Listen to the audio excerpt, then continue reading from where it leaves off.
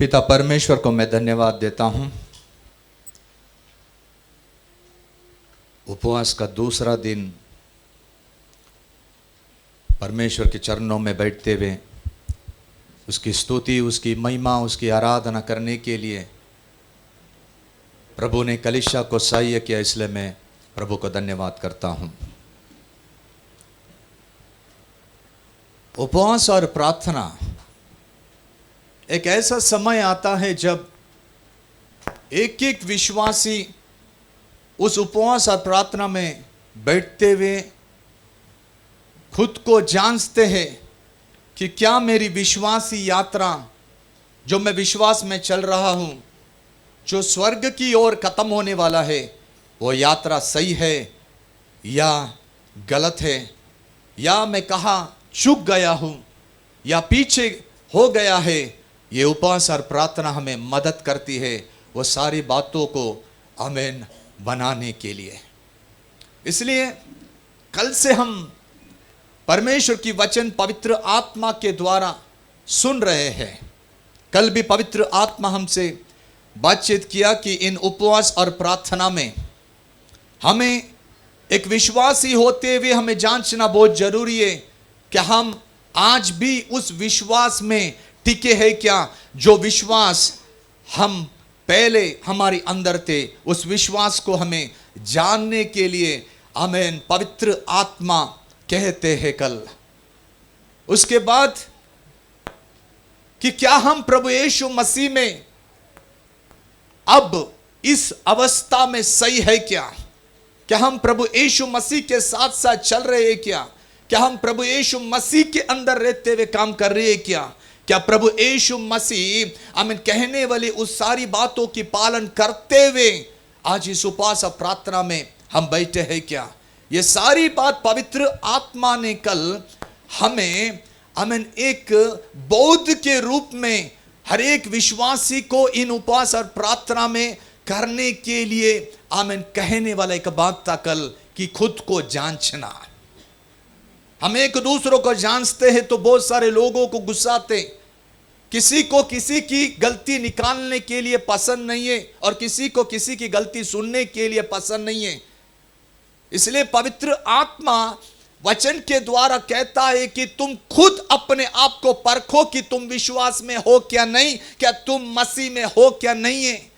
कभी कभी विश्वास में चलते चलते चलते चलते चलते चलते इफिसुस की कलीसिया का समान हम हो जाते हैं। जो पहला प्रेम जो थे हमारे अंदर वो भूल जाते हैं और आखिरी लवोदिका कलीसिया का समान हमारी जिंदगी हो जाती है। आमीन यीशु मसीह बाहर रहने वाली अवस्था अपने जीवन में हो जाते हैं।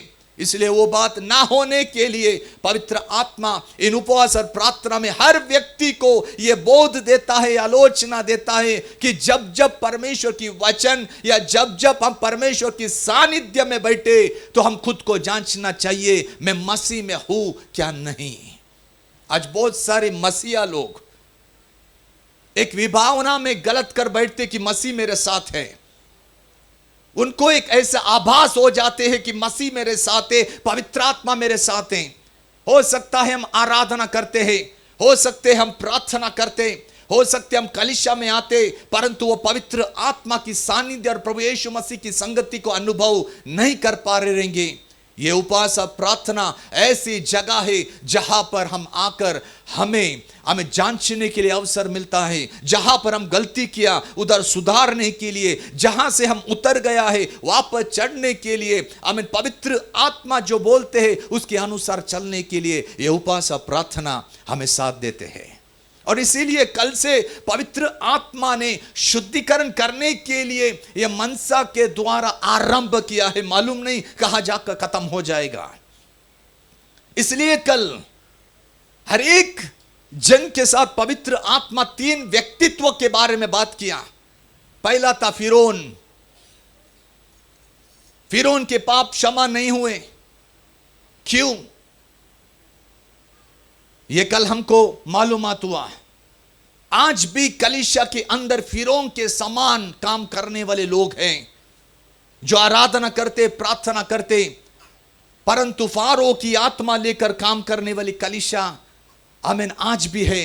इसलिए पवित्र आत्मा ने कल आलोचना दिया कि फारों के जैसा स्वभाव में रहने वाला आमीन कलीसिया के जन आमीन सुधारना बहुत जरूरी है। यदि नहीं सुधारोगे तो पाप कदापि क्षमा नहीं होगी। आप बोलोगे कि ए दास आप ये कैसा बोल सकते हैं?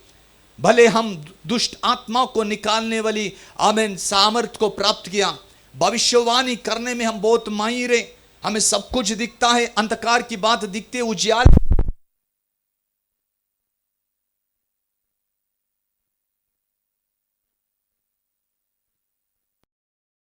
चला तो प्रभु उस वरदान को बाईपास कर देते हैं।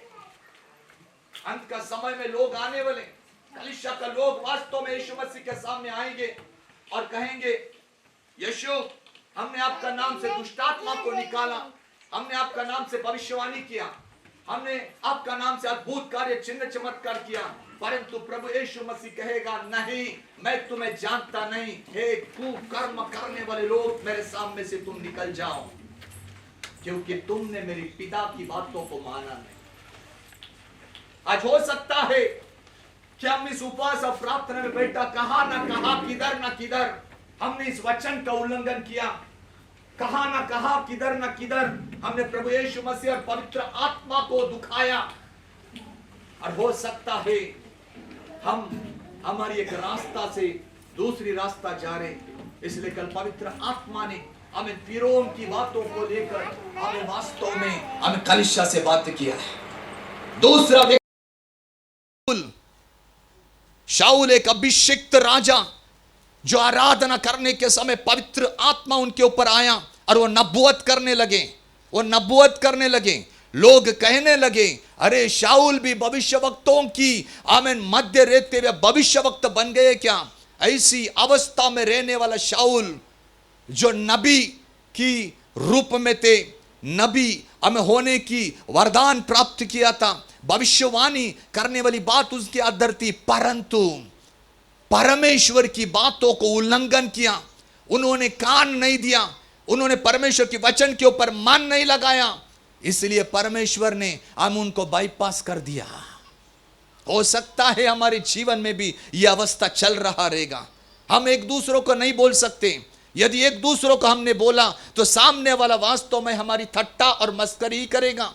यदि हम हमारे चलाने वाले दासों को बताएगा तो हमारे चलाने वाले दासों को दुख लगेगा, इसलिए हम नहीं बोलते और वैसे की वैसे ही वास्तव में युद्ध करना शुरू करते। परंतु कल पवित्र आत्मा ने कहा कि शाऊल ने जैसा गलती किया, आमीन शाऊल केवल मनुष्य का सामने आमीन अपनी पापों की आमीन हालेलुया बात बोला, परंतु परमेश्वर का सामने कदापि पापों की आमीन प्रायश्चित नहीं किया।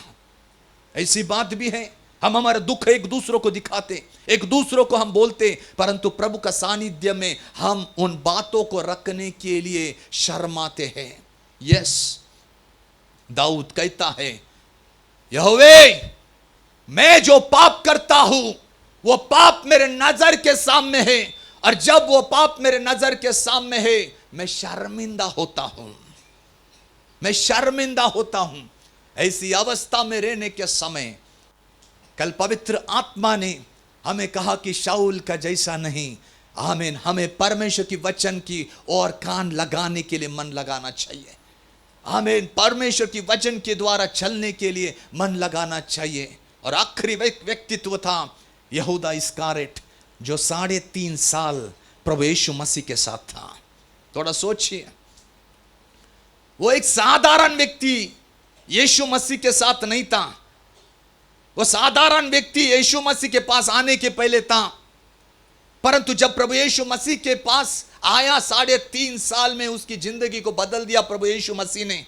वो भी दूसरों चेलों के समान सुसमाचार सुनाता था, वो भी अद्भुत कार्य करता था, वो भी आमीन हालेलुया आमीन रोगियों को चंगा करने वाला आमीन 12 प्रेरितों में एक प्रेरित था। इतना सारा बावजूद आमीन करने के बाद, रहने के बाद भी उसने प्रभु यीशु मसीह को आमीन इनकार किया और प्रभु यीशु मसीह को पकड़कर आमीन हाथी स्नाने के लिए बेच दिया। यह कैसा हो सकता है? 3.5 साल साथ साथ चल रहे, 3.5 साल प्रभु यीशु मसीह के संग संग रह के सेवा कर रहे, उसकी छत्र और छाया में रहने के समय भी आमीन, हालेलुया। थोड़ी जड़िक कारण के लिए, जड़िक कारण के लिए, जड़िक कारण के लिए, जड़ को प्रसन्न करने के लिए, जड़ के अनुसार चलने के लिए यहूदा इस्कारियोत को, आमीन, हालेलुया, मन हो गया और इसलिए आखिर में वह भी मर गए। इसलिए पवित्र आत्मा हमें तीन व्यक्तित्व को दिखाते हुए इनके जैसे ना रहने के लिए, इन्होंने जो गलती किया वो ना करने के लिए, और जो करना चाहिए था कल से प्रारंभ कर दिया, आमीन, एक एक व्यक्तित्व में काम करने के लिए। हालेलुया। इसलिए प्रियो, इन उपवास और प्रार्थना में कुछ ना कुछ व्यक्तित्व को लेके परमेश्वर काम करने वाले हैं। पर्सनल, हर व्यक्ति जो प्रभु का सानिध्य में समर्पण का साथ इन दिनों में आएगा, इस उपवास और प्रार्थना में, परमेश्वर वास्तव में उसको बनाने के लिए जा रहे वापस। कैसा भी वो पात्र होने दो, टूटा हुआ पात्र होने दो, चाहे वो पात्रों को क्रैक आने दो, चाहे वो पात्रों को होल गिरने दो, चाहे वो पात्र वापरे ना वापरे, इन दिनों में, आमीन, इन उपवास और प्रार्थना में परमेश्वर सारे पात्रों को बनाने के लिए जा रहे, क्योंकि हर एक पात्रों को उसकी सेवा के लिए परमेश्वर आने वाला दिनों में उपयोग करने के लिए मनसा लगा चुका है। हालेलुया। इसलिए हर एक उपवास और प्रार्थना जो चलेगा भी, आमीन, उस वचन को हमें ध्यान देकर श्रद्धा का साथ, आमीन, हालेलुया, चलना बहुत जरूरी है। आमीन। आज की चिंता के लिए एक वचन हम पढ़ेंगे, फिलिपियों की पत्रिका उसका 2 अध्याय और 12 वाक्य। फिलिपियों की पत्रिका 2 अध्याय उसका 12 वाक्य। इसीलिए हे मेरे प्रियो, जिस प्रकार तुम सदा से आज्ञा मानते आए हो, वैसे भी अब भी न केवल मेरे साथ रहते हुए, पर विशेष करके अब मेरे दूर रहने पर भी डरते और कांपते हुए अपने उद्धार का कार्य पूरा करते जाओ। पौलुस लिखा हुआ ये परिचित वचन है, परिचित वचन।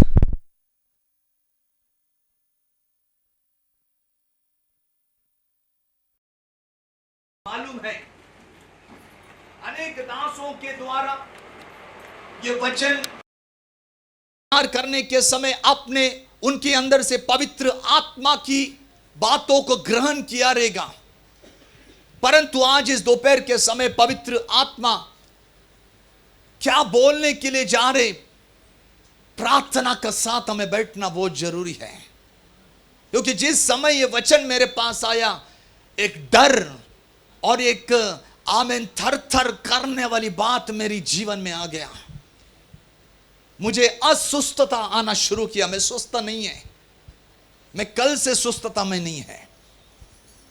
ये वचन आने के समय, ये वचन फिलिपियों की कलीसिया के लिए पौलुस लिख रहा है कि देखो, हे प्रियो, संबोधना कैसे कर रहा है कलीसिया को, हे प्रियो,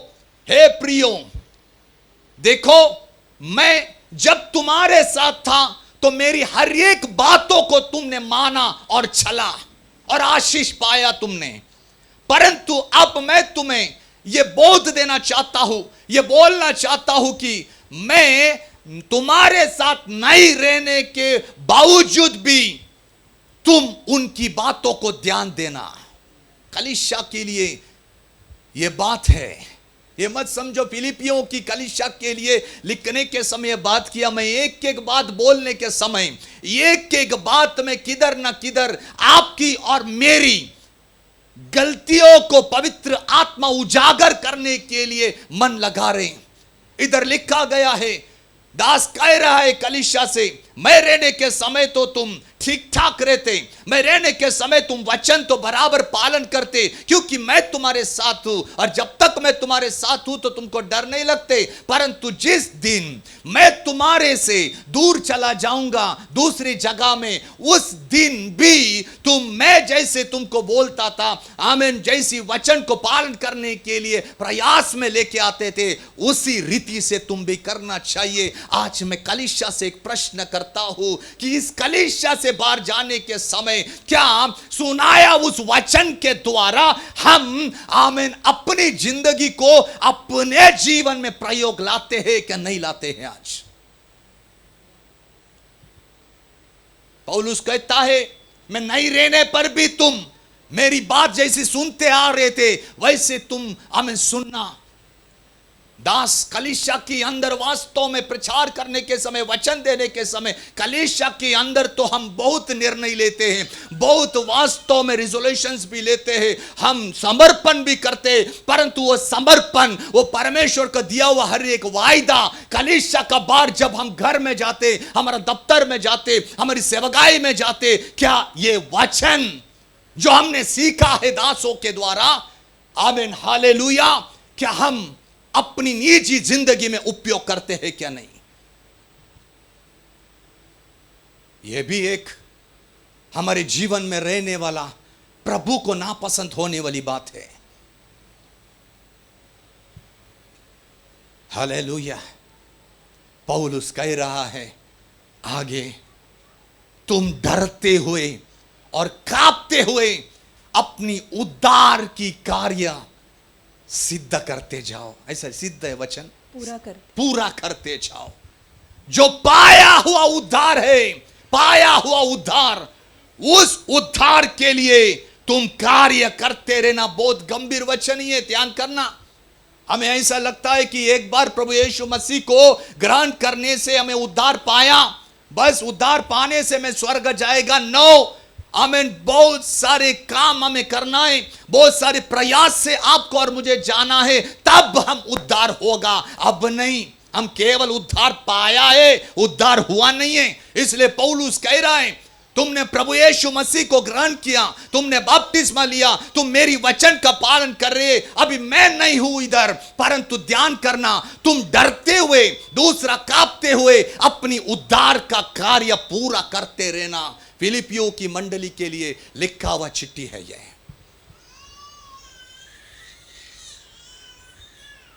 हिस्ट्री बताती है 60 से 62 ईडी में ये रोमा में रहने के समय जेल में लिखा हुआ एक चिट्ठी है। जब पौल रोमा की कलीसिया में थी, उस कलीसिया से 4 पत्र को बाहर निकाला। 4 पत्र लिखा उसने, 4 पत्रिका। पौलुस को वास्तव में सेवा करने के लिए जगह नहीं चाहिए, उसको प्लेटफॉर्म नहीं चाहिए, उसको भीड़ नहीं चाहिए। पौलुस जहां भी है वहां भी वो सेवा करते रहता है। जब मैं चरित्र पढ़ने के समय थोड़ा इधर उधर से चरित्र मुझे मिल जाते पौलुस के बारे में, मैं पढ़ता हूं। जब वो बंदी गृह में था, बंदी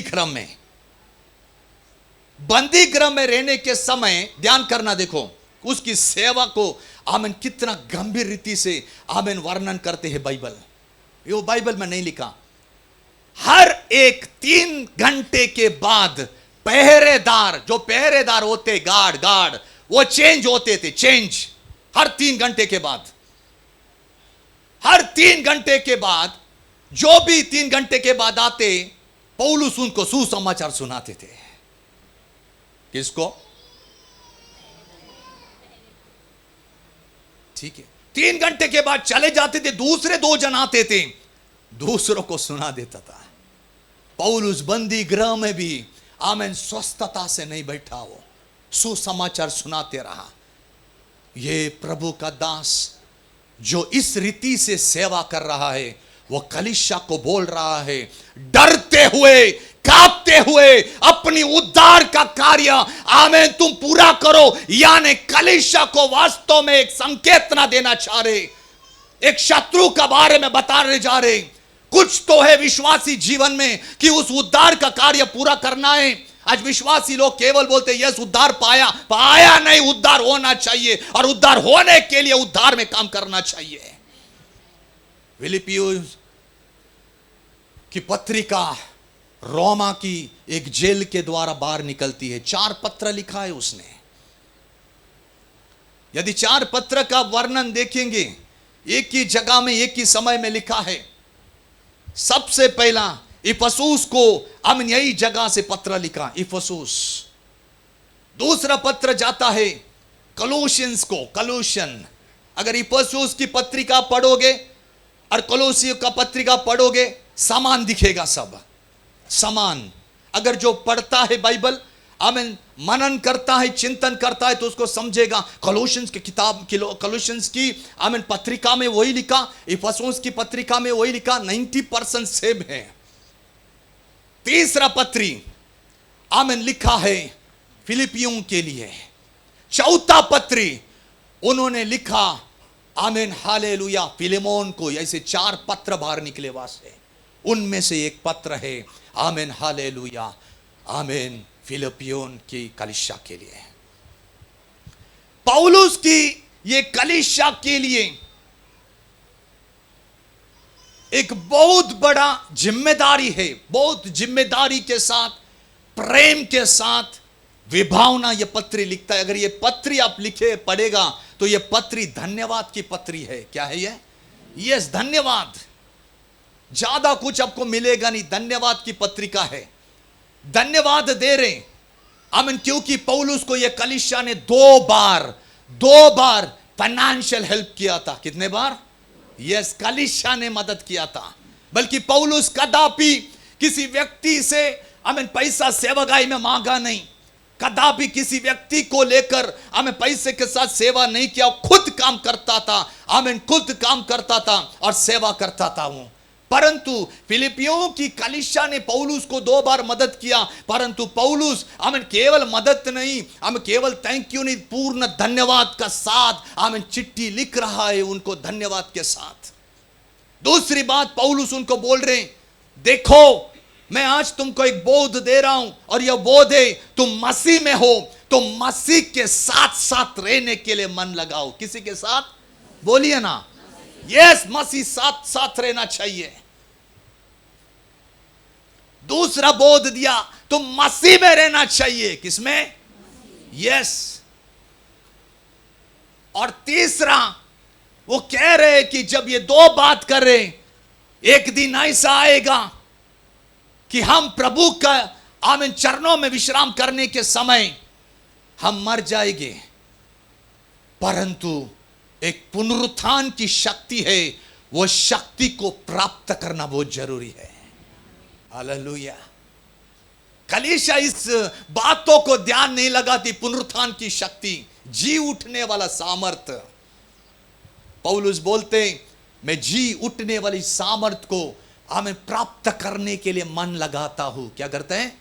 देखिए इत्यादि आमीन भयानक बोल सकते हैं प्रभु का दास को, जो परमेश्वर के लिए समर्पित होता है, हर बात है उसके पास, परंतु आखिरी में बोलते मैं उस प्रभु यीशु मसीह की मृत्युंजय की सामर्थ्य प्राप्त करने के लिए मन लगाता हूं, और आखिरी में धन्यवाद देकर खत्म कर देते हैं।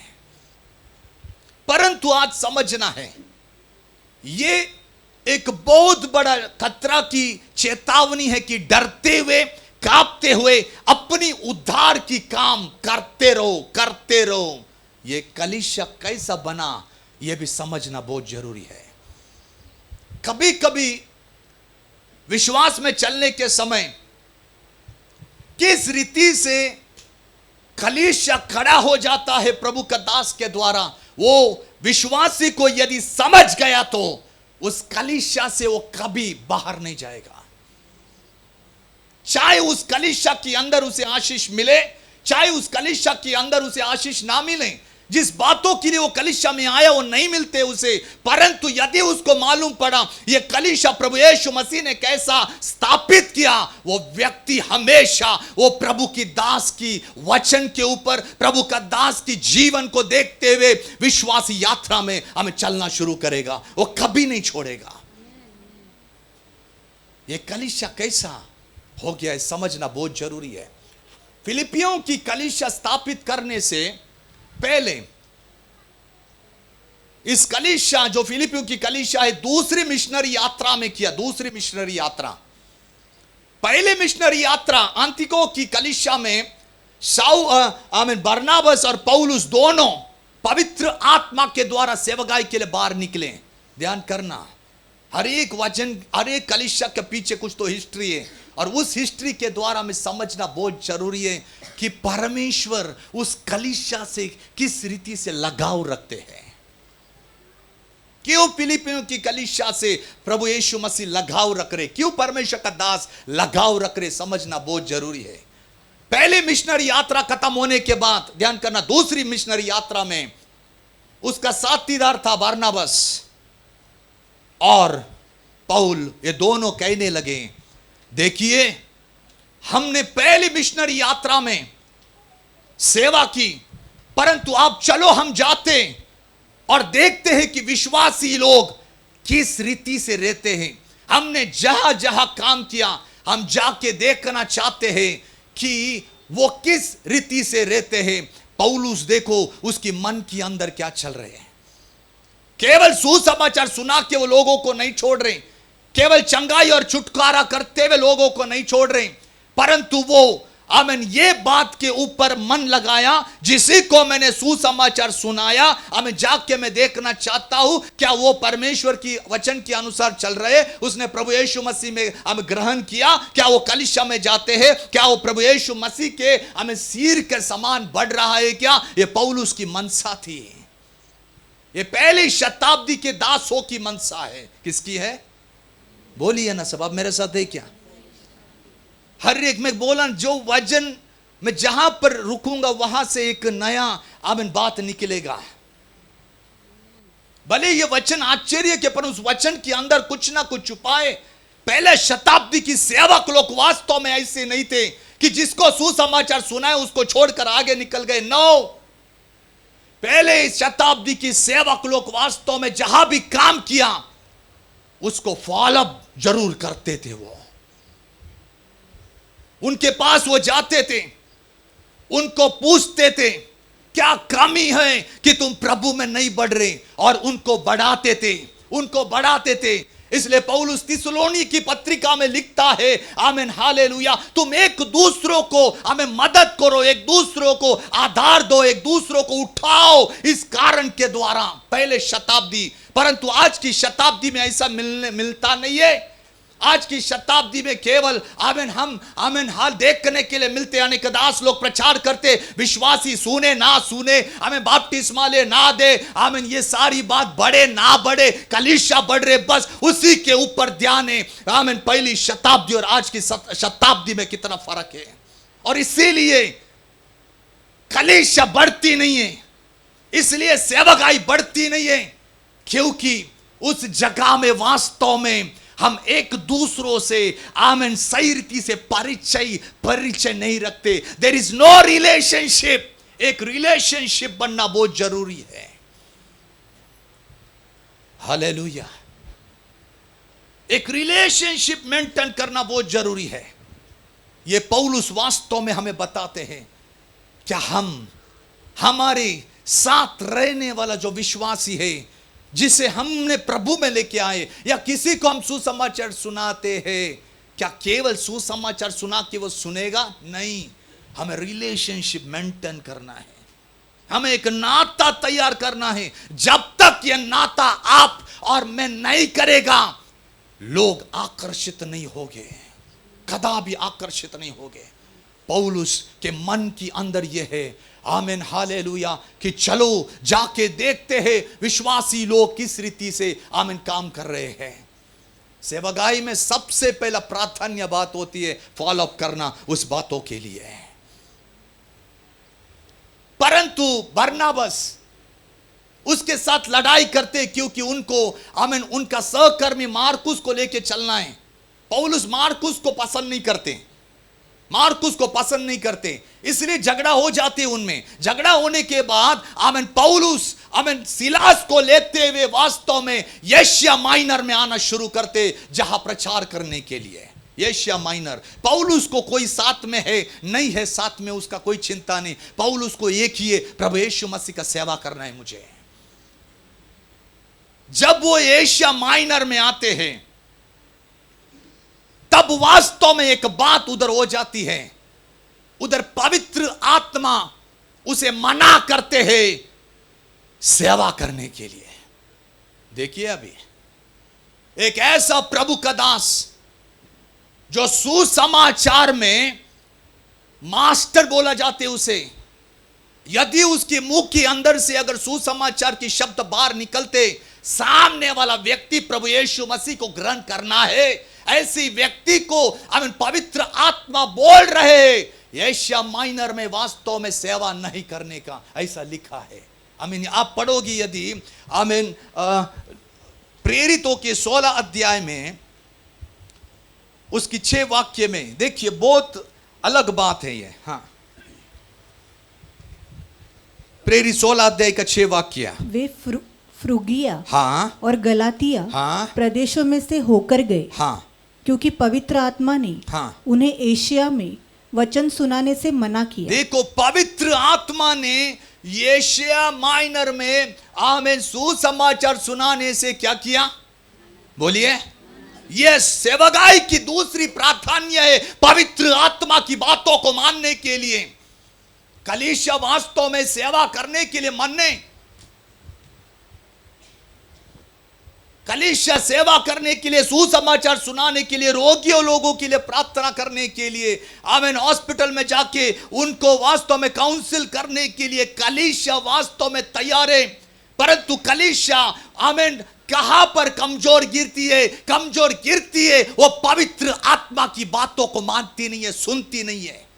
इसीलिए हमें सेवकाई बढ़ता नहीं है।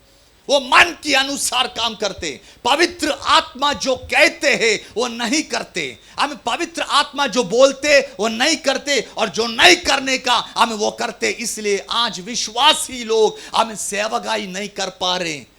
कितना भी वास्तव में अभिषेक आने के बाद, कितना भी गाइडेंस देने के बाद, कितना भी आलोचना देने के बाद भी यदि एक व्यक्ति सेवकाई नहीं करता है, समझना वो पवित्र आत्मा की बातों को मानता नहीं है, इसलिए सेवकाई में आगे बढ़ नहीं रहा। लेकिन पौलुस इतना बड़ा वचन का ज्ञानी है, वो उसको आमीन हालेलुया हर एक नियम मालूम है। आमीन यदि उसको पास ये वरदान है, किसी को जाके सुसमाचार सुनाया तो सुसमाचार के लिए आमीन वो मसीह में उसे जीत लेगा। लेकिन पवित्र आत्मा कह रहे नहीं, एशिया माइनर में तुझे प्रचार नहीं करना है। आमीन यस, आमीन पौलुस ने उस बातों को माना। एक जगह पर आमीन नहीं गया, दूसरी जगह पर वापस जाने के लिए मन लगाया। उन्होंने मूसिया के निकट पहुंचकर हाँ बितुनिया में जाना चाहा, हाँ, परंतु यीशु के आत्मा ने उन्हें जाने न दिया। फिर बेथेनिया में जाने के लिए मन लगाया, परंतु यीशु की आत्मा ने उसे मना किया। एक परमेश्वर की दास को इतना तक पवित्र आत्मा गाइडेंस कर रहे हैं, तो एक परमेश्वर का संतान को कितना तक गाइडेंस कर सकता है। ये मत सोचो दासों को ही गाइडेंस करते, नहीं, पवित्र आत्मा इंडिविजुअल आमीन परमेश्वर की संतान, परमेश्वर की बच्चों को गाइडेंस करते रहता है। इतना है कि परमेश्वर की संतान उस पवित्र आत्मा को ध्यान देना बहुत जरूरी है। यदि वो पवित्र आत्मा ने कहा आगे बढ़ो तो आगे, बैठो तो बैठो, शांत बैठना तो शांत बैठना, चाहे तू कितना भी बड़ा क्यों ना हो, चाहे कितना भी बड़ा वरदान तेरे पास क्यों ना हो, परंतु यदि पवित्र आत्मा कह रहे नहीं तो नहीं करना है। दो बार आमीन हालेलुया हमें उन्हें इनकार किया। आज मैं पूछना चाहता हूं कलीसिया को, क्या हम पवित्र आत्मा की बातों को मान के चलते हैं? हम केवल पवित्र आत्मा को जरूरत के लिए उपयोग कर रहे, जरूरत के लिए हमें अभिषेक चाहिए, हम पवित्र आत्मा को आवाज देते हैं, आइए पवित्र आत्मा में अभिषेक देना। आमीन। हम पवित्र आत्मा को आवाज देते हैं हमारी प्रार्थना सुनने के लिए। आमीन। हम जैसे दास लोग, आमीन, जब सेवा करना है तब पवित्र आत्मा को विनती करते हैं, हमारा साथ आओ। केवल हम उनको, आमीन, हालेलुया, काम के लिए उपयोग करते, परंतु पवित्र आत्मा जो बोलते हैं उसके अनुसार हम चलते हैं क्या? चाहे कुछ भी नुकसान होने दो, चाहे कुछ भी नुकसान होने दो। हालेलुया। आज इस सभा में हम बैठे, उपवास का दूसरा दिन बैठे, आमीन, जो पवित्र आत्मा आपके और मेरे बीच में आ चुका है, क्या उस पवित्र आत्मा की बातों को हम मानते हैं क्या? पौलुस मान के चला, इसलिए पौलुस के साथ सदा सर्वदा वो पवित्र आत्मा थे।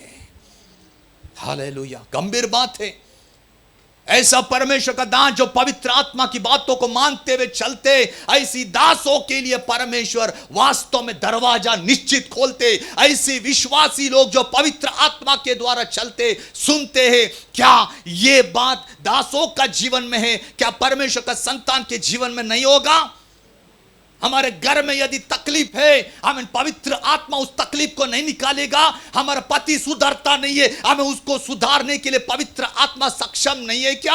हमें पवित्र आत्मा हमारे बच्चों को सुधारने के लिए सक्षम नहीं है क्या? हमारी घर के अंदर जो वातावरण निर्माण होता है उसे चेंज करने के लिए पवित्र आत्मा सक्षम नहीं है क्या? यह सक्षम है, परंतु हम उसकी बातों को मानते नहीं है। क्या नहीं करते? बोलिए ना। यस, गंभीर बात है ये। पौलुस बोलने वाली बात है। हम सब बोलते हम आत्मा में हैं। क्या है हम? बोलिए ना। यस, आत्मा में, आत्मा में, आत्मा में। लेकिन पौलुस बोलते तुम आत्मा में है तो आत्मा में चलो। तुम्हारी प्रवृत्ति के द्वारा समझने दो कि हम आत्मा से चलते, केवल मुंह से नहीं। आमीन। पवित्र आत्मा मेरे अंदर है करके। यस, पवित्र आत्मा है हमारे अंदर।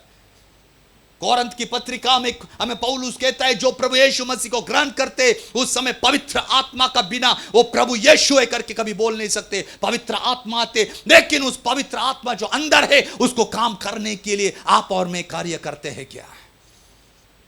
थोड़ा सोचिए ना। यही तो बात के लिए हम इधर बैठे प्रियो। प्रचार बहुत सुना है हमने और सुन रहे भी है। हर जगह आप प्रचार ही सुनते रहेंगे। अगर आप मोबाइल में खोलेगा, यूट्यूब खोलेगा, फेसबुक खोलेगा, उधर हर प्रचार है, हर प्रभु के दास लोग प्रचार कर रहे हैं। हम उसको पसंद करते हैं। हर जगह आप जाइए, हर मीडिया में आप जाइए, हर कलीसिया में जाइए, प्रचार प्रचार प्रचार। हमको जो दास पसंद है बाहर भी आमीन उधर जाते हैं। मैं इसलिए बोलता हूं कि मेरी कलीसिया के लोग मेरे को बोलते हैं कि देखो वो दास, देखो कितना प्यार से बात करता है। क्या करते? फिर मैं कलीसिया को बोला था गया बुधवार, क्या होता है? आमीन, बहुत प्यार से देते, जाओ उधर, डायबिटीज हो जाएगा तुमको। हालेलुया। परंतु मैं तो तुम्हें करेला का ही आमीन हालेलुया जूस पिलाऊंगा ताकि तुम रोग में नहीं हो सके। कारण ये पास्टर कितना प्यार से बात करते, तेरे से भी करेगा ना, क्यों नहीं करेगा, तू बराबर रहना। हालेलुया। बेड़ा जब टेढ़ा मेढ़ा हो जाते तो चरवा प्यार से समझाते क्या? फिर काय को गुस्सा आने का है ना? कितना लोग इधर गुस्सा होके बैठे। हाँ, दंडा मिलता है, चरवा दंडा मारते, गुस्सा होके बैठते, प्यार नहीं करते। फिर कौन चाहिए? फिर हम दूसरों को ढूंढते हैं। अच्छी बात है, ढूंढो। और ये क्या हो रहे, हर व्यक्ति, हर एक परमेश्वर के दास का प्रचार सुन रहे हैं। किसका सुन रहे?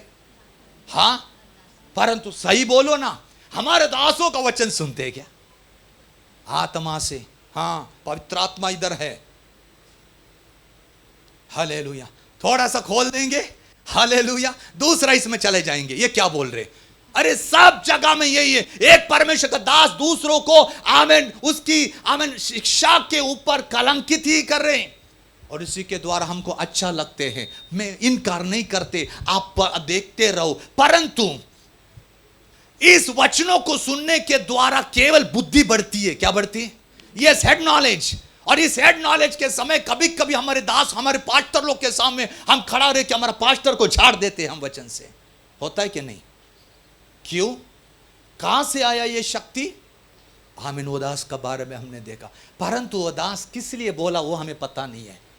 परंतु उससे क्या सीखा? क्या हम बोलिए ना, कुछ सीखा? नहीं सीखा। इसलिए ये काल का समय आ चुका है। ये काल में विश्वासी लोग प्रचार नहीं, परमेश्वर का वचन अभ्यास करें, परमेश्वर की वचन को चिंतन और मनन करे। एक जगह में बैठे एक वचन ले, उस वचन के अंदर में हूं नहीं हूं उसको परीक्षा करना। आमीन। उसको हमारा जीवन में है क्या नहीं है ये समझना बहुत जरूरी है। इस दिन विश्वासी ऐसे नहीं कर रहे हैं। हर एक व्यक्ति ले रहे, ये दास क्या दे रहे, वो क्या दे रहे, अच्छी बात है, विश्वास बढ़ते सुनने से, परंतु खुद भी उस वचन के द्वारा काम करते हैं क्या, ये समझना बहुत जरूरी है। इसलिए पौलुस प्रचार नहीं कर रहे। पौलुस एक प्रचारक नहीं थे, वो बराबर बात भी नहीं करते, चरित्र बोलते, परंतु जब वो लिखता था, आमीन, उस लिखने में सामर्थ्य था। आमीन, वो लिखता था, कलीसिया हिलती थी, कलीसिया को एक बोध मिलता था, एक समझ मिलता था, और मसीह में वो स्थिर रहते थे। इसलिए ये उपवास और प्रार्थना में वचन मेरी जिंदगी में कार्य करने के लिए पिता को प्रार्थना करते रहना है। हालेलुया। पौलुस अब सो रहे, सोने के समय उसे एक सपना आते। क्या आते? और वह सपना में हमें पता चलते कि मासिदोनिया में एक व्यक्ति उन्हें बुला रहे, आओ आओ हमें सुसमाचार सुनाने के लिए। जो पवित्र आत्मा के द्वारा चलते, परमेश्वर की संतान पवित्र आत्मा यदि मना करते हैं तो किधर ना किधर उसके लिए एक दरवाजा खोलने के लिए कोशिश भी करते हैं। और फिर सीधा पौल मासिदोनिया में चला जाते हैं। वहां पर फिलिप्पी नाम की एक शहर है, प्रमुख नगर है। उस नगर में एक नदी के किनारे बैठते। किधर बैठते? हम किधर बैठे हैं? किधर बैठे हम? हाँ, कलीसिया के अंदर। उधर कलीसिया नहीं है। आमीन। प्रार्थना करने के लिए आमीन नदी के किनारे बैठ रहे पौलुस और बोल रहे क्या करे, अभी किधर क्या हमें सेवा में कैसे आरंभ करूं। कुछ स्त्रियों को देख के हमें सेवा प्रारंभ करते। हमें पौलुस को सुनने वाला एक आमीन बहन था उधर, उसका नाम लूदिया का मन को खोल दिया परमेश्वर ने। किसका? देखिए कैसा पवित्र आत्मा काम करते, कलीसिया कैसे स्थापन कर रहे हैं। आमीन। साथ साथ रहने वाला, आमीन, सहकर्मी रहने वाला, आमीन आमीन, काम करने वाला दास चला गया, दूसरा सिलास को पकड़ के आगे आया। पवित्र आत्मा ने मना किया सेवा करने के लिए, परंतु मासिदोनिया में जाकर लूदिया के मन में कार्य किया। अब लूदिया को हमें बपतिस्मा दे के लूदिया का घर में रहने के समय एक आराधना करने के लिए निकले। आराधना करने के समय एक लड़की थी, उसके अंदर भूत था, और वो भूत क्या करता था, आमीन, भविष्य प्रकट कर देता था। वो भविष्य प्रकट करने के समय बार बार कहने लगा। उधर सबसे पहले एक वाक्य उसके मुंह से निकला, ये परम प्रधान परमेश्वर के दास लोग जिनके पास उद्धार का समाचार है। किसका? हम क्या पढ़ रहे? डरते कांपते अपनी उद्धार का कार्य पूरा करने दे। ऑलरेडी आत्मा की संसार में, अदृश्य जग में आमीन पता चला है कि ये लोग वास्तव में उद्धार की संदेश लेके चलते हैं। उसको निकाल दिया। निकालने के बाद उसको पकड़ दिया, फिलिप्पी जेल में डाल दिया। वो जेल में उन्हें मारा पीटा। कलीसिया देखो कैसे बना रहे प्रभु, ऐसे ही कलीसिया बनते नहीं है। हमें दास लोग को मरोड़ते, मारते, तकलीफ में डालते, आमीन, बहुत सहन करवाते परमेश्वर, तब ये कलीसिया वास्तव में वहां खड़ा रहते। आमीन। मारा पीटा उनको, लेकिन हमें दास लोग आराधना प्रार्थना करे, उसकी अंदर वास्तव में भूकंप हो जाते और जेलर सामने खड़े रहते हैं। जेलर भी बोलते हैं, हे सज्जनों, देखिए जिसने पकड़ा अभी क्या बोल रहे, सज्जनों, उद्धार पाने के लिए मैं क्या करना चाहिए। सेकंड टाइम उद्धार पाने वाला बात बाहर निकला। दूसरा बार उधर लिखा उद्धार पाने वाला। दास ने कहा दिया, आमीन, तू और तेरा घर ना विश्वास करेगा, आमीन, तो उद्धार पाएगा। इस रीति से फिलिपियों की मंडली को स्थापित करने के लिए हुआ उधर। परंतु इस कलीसिया को एक बात बोल रहे, डरो। क्या बोल रहे? कांपो। ये डर और कांपना, उसके बाद लिखा है उद्धार के लिए कार्य करना। किस लिए कलीसिया को बोध दे रहे? डरो करके बोल रहा है आत्मा में कि पौलुस कलीसिया को बोल रहे, डरो, उस परमेश्वर को डरो जिसने तुमको आमन उद्धार दिया है। डरो उस परमेश्वर को जिसके सामने तुमने प्रभु यीशु मसीह को कबूल किया, बोलने के द्वारा तुमने उद्धार पाया। आमीन। यदि वो उद्धार तुम्हारे जिंदगी से चला जाएगा तो वो परमेश्वर का सामने तुम्हें खड़ा रहने है, इसलिए तुम डरो। आज विश्वासी के अंदर बिल्कुल डर नहीं है, परमेश्वर का बिल्कुल डर नहीं है, इसलिए मन के अनुसार विश्वासी जैसा चलना चाहते वैसे चल रहे, पवित्र आत्मा का बिना बिल्कुल चलते नहीं है। डर नहीं है उनके अंदर, तभी भी प्रभु का नाम मुंह से लेते हैं। दूसरा उधर लिखा है कापो कापो, आमीन, तरतराओ। किस लिए तरतराओ? यदि तुम्हारा उद्धार तुम्हारे हाथों से छीन जाते तो समझना उद्धार का बदले, आमीन, हालेलुया, तुम्हें नरक की सजा होगी, तुम नरक में जाओगे। इसलिए उस नरक का चित्र, उस नरक में रहने वाली सारी बातों को हमें ध्यान करते हुए तुम अपने आप को डरना शुरू करो। डरते हुए, कांपते हुए अपनी उद्धार की कार्य, किसकी कार्य? हां, उद्धार की कार्य।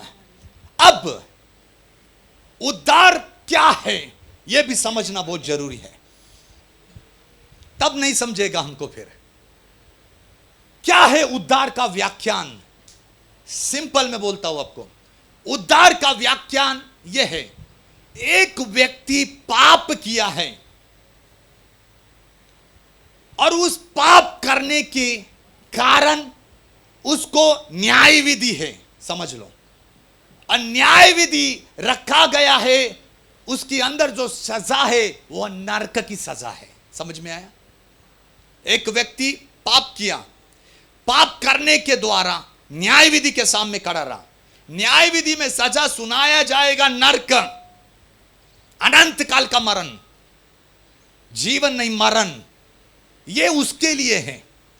परंतु एक व्यक्ति, उस व्यक्ति के बदल वो सारी पाप, अपराध, अधर्म, बुरे कार्य हमारे ऊपर, उसके ऊपर लेकर उस व्यक्ति को बाइज्जत बलि करना, यह उद्धार है। ये कौन किया? प्रभु यीशु मसीह किया। आप और मैं पापी की दशा में थे, परंतु प्रभु यीशु मसीह ने आपका और मेरा पाप, अपराध, अधर्म अपने आप के ऊपर लिया। मसीह ने सूली की सजा को अपनाया और आपको और मुझे उस पाप से बाइज्जत बलि किया और हमें आमीन उद्धार सौंप दिया हमारे हाथों में। यह है उद्धार। यह उद्धार वास्तव में मिलने का कारण क्या है? कैसा उद्धार मिलते? मैं आपको 3 प्रकार उद्धार में ले चलूंगा।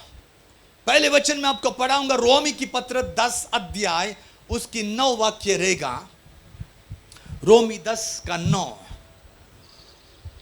कि यदि तू अपने मुंह से यीशु को प्रभु जानकर अंगीकार करे और अपने मन से विश्वास करे कि परमेश्वर ने उसे मरे हुए में से जिलाया, हाँ, तो तू निश्चय उद्धार पाएगा। क्या होगा? क्या होगा? पाएगा। क्या लिखा है? पाएगा, मिलेगा, हो गया, ऐसा लिखा है। नहीं पाएगा। यानी एक विश्वासी या एक परमेश्वर का संतान जब उसे पता चलते मैं पाप किया और अपनी पापों को अंगीकार करते हैं, पश्चाताप और प्रायश्चित करने के समय प्रभु यीशु मसीह उसकी सारी पाप लेते, क्योंकि उसने विश्वास किया अपने मुंह के द्वारा। क्या किया? यस, मुंह के द्वारा बोला और अंतकरण के द्वारा विश्वास किया कि प्रभु यीशु मसीह है करके। उसी समय वो ऐसा करेगा तो पाएगा। He will receive. क्या है? रिसीव्ड नहीं है, ईडी नहीं है, पाएगा। पाएगा यानी मैं दे रहा हूं आपको, मिला क्या आपको पूरा? नहीं, आप ऐसे हाथ बाहर कर रहे हैं, आप ऐसा हाथ बाहर कर रहे, ठीक है, इसको बोलते पाएगा। ठीक है, दूसरा एक वचन जो अब हम पढ़ रहे हैं, आमीन हालेलुया, फिलिप्पी का 2:12, उसमें क्या लिखा है उद्धार के बारे में? अगर पाया तो काय के लिए काम करने का? हाँ, इसीलिए हे प्रियो, जिस प्रकार तुम सदा से आज्ञा मानते आए हो, हाँ, वैसे ही अब भी, हाँ, न केवल मेरे साथ रहते हुए, हाँ, पर विशेष करके अब मेरे दूर रहने पर भी डरते और कांपते हुए, हाँ, अपने अपने उद्धार का कार्य पूरा करते। यस, पौलुस बोल रहे उस उद्धार की कार्य पूरा करना है। रोमी पत्र में लिखा है बोलने के द्वारा उद्धार पाएगा, परंतु फिलिपियों की पत्रिका में लिख रहा है कि जो उद्धार तू पाएगा ना और पाया है ना, उस उद्धार को आमीन तू काम भी करने का। क्या करना है? क्या करना है? यस, इसलिए हर एक विश्वासी जब कलीसिया के अंदर आते हैं, हर एक विश्वासी जब बपतिस्मा लेते हैं, उनकी यात्रा वहां तक नहीं है, वो उसकी आमीन आगे वाली यात्रा में कदम रखना बहुत जरूरी है। यदि आगे आमीन कदम नहीं रखा वो कुछ नहीं होगा। इसलिए उधर लिखा है काम करना है, उद्धार के लिए काम करना है, वो विषय नहीं है कैसे काम करना है। तीसरी मत्ती में आमीन मत्ती 24 अध्याय में प्रभु यीशु मसीह आमीन उद्धार के बारे में लिखा है। मत्ती सुसमाचार 24:13, परंतु जो अंत तक धीरज धरे रहेगा, जो अंत तक धीरज धरेगा उसी का उद्धार होगा। क्या लिखा है अभी? होगा। क्या लिखा है? होगा। रोमी के पत्र में क्या लिखा? पाएगा, पाएगा, होगा और उद्धार का कार्य करते रहो। ये तीनों काल अलग अलग है, ये विश्वासी समझना चाहिए। एक ही काल में नहीं बैठना है, मैं उद्धार पाया नहीं। उद्धार पाया तो उद्धार के लिए काम करना है, और उद्धार के लिए काम किया तो प्रभु यीशु मसीह बोलते काम करते करते करते करते तुम्हें बहुत सारी कठिनाइयों का सामना करना पड़ेगा। क्या करना पड़ेगा? बोलिए ना। यस, कठिनाइयों का सामना करना पड़ेगा। यह उद्धार की कार्य जब तुम करेगा, बहुत सारी सतावट, बहुत सारा दुख, बहुत सारा क्लेश, बहुत सारी आमीन आपत्ति और विपत्ति आएगा, उसको हमें सामना करते हुए अपनी विश्वासी यात्रा जब तू खत्म करेगा तब तू उद्धार पाएगा। यानी बोल नहीं सकते हमारा उद्धार हुआ क्या है, ये तो मरण ही तय करेगा उद्धार हो गया क्या नहीं है। क्या नहीं? प्रश्न चिन्ह आज। परंतु हमें प्रयास करना है। यदि बाइबल कहता है कि आखिरी तक धीरज तक हमें रहना है तो उद्धार होगा, तो धीरज धरते हुए हमें आगे बढ़ना है ताकि हमारी उद्धार होने के लिए।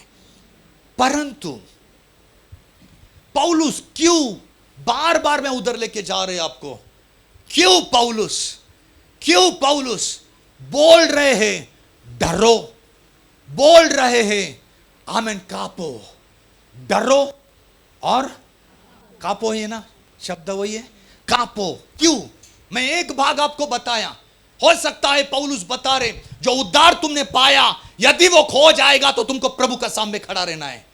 ठीक है, न्याय विधि। और जब न्याय विधि होगा कापना किस लिए?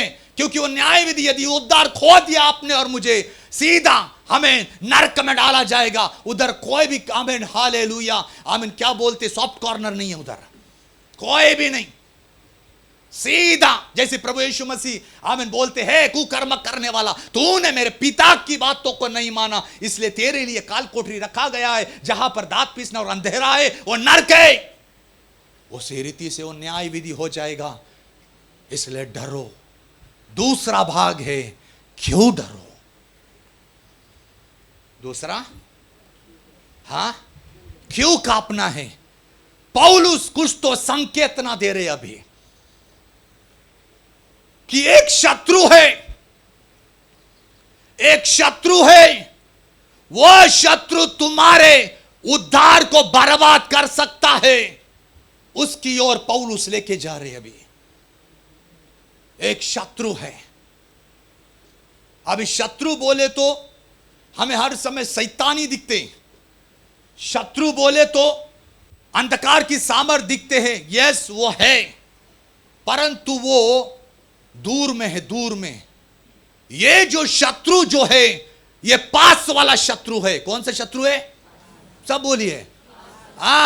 पौलुस वो बात बोल रहे, पौलुस बोल रहा है कि एक ऐसा शत्रु है जो तुम्हारे साथ साथ है, जो तुम्हारे साथ साथ है।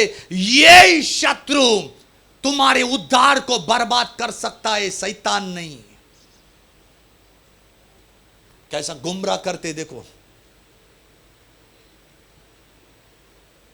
हमें समझ में आते हमारा उद्धार खत्म करने के लिए शैतान कार्य करते, वो दूसरा है, दूसरा प्राधान्य उसको।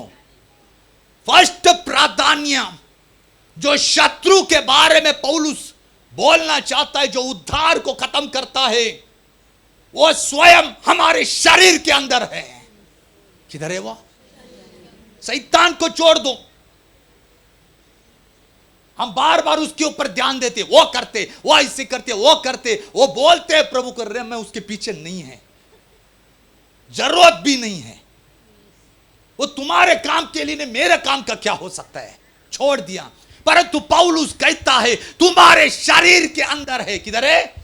यस, वो ऐसा शत्रु है, वो खत्म भी करता है। वो ऐसा शत्रु है, आमेन, वो आमेन गुलाम करके रख देता है शरीर को। एक तो शरीर को खत्म करता है, दूसरा शरीर को गुलाम करता है। ये शत्रु है। ये शत्रु से तुम डरो और कांपो, और डरते हुए कांपते हुए अपना जो उद्धार तुमने पाया है, उस उद्धार को जो प्रभु यीशु मसीह ने दिया है, उसे आमेन बर्बाद होने के लिए मौका नहीं देने का। कौन है वो? कौन है वो शत्रु जो हमारे अंदर काम कर रहे? और वो शत्रु है जड़। कौन है? कौन है? कौन है? जड़। जड़, नो शरीर, जड़। वो शरीर के अंदर रहता है। जो जड़ है वो शरीर के अंदर रहता है, और वो जड़ जब उसकी कामना, मनसा, वासना निर्माण होती है, तब वो शरीर को आमीन करने के लिए आमीन प्रयोग करते हैं, पोक करते, ऐ मुझे ये करना है। तब शरीर वास्तव में काम करते और पाप को जन्म देते हैं। समझ में आया अभी? हालेलुया। यानी शत्रु हमारे अंदर है, उद्धार का नुकसान करने वाला हमारे अंदर है। उसे हम लेके चल रहे, उसको लेकर हम खाना खा रहे, उसको लेके हम घूम रहे। यस, जहां जहां जाते, जहां जहां जड़े, ये जड़ हर व्यक्ति में है, ये जड़ हर इंसान में है। हर आमीन व्यक्ति, समाज, भाषा, बोली बोलने वाले लोगों के अंदर ये जड़ है, और यही जड़ है उनको प्रभु की सानिध्य से दूर लेके जाते हैं। हालेलुया। मनुष्य को परमेश्वर ने 3 भागों में बनाया। कितना? पक्का है? कौन सी मदद कर दीजिए। हाँ, बराबर। प्राण, हाँ, बराबर। अभी देखिए, शरीर, प्राण और आत्मा, ठीक है? शरीर, प्राण और आत्मा।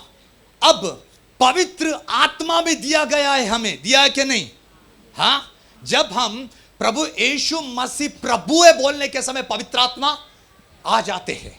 उसके बिना हम कभी कबूल नहीं करेंगे, बाइबल कहते हैं। ठीक है, अब यह पवित्र आत्मा आके किधर वास करते?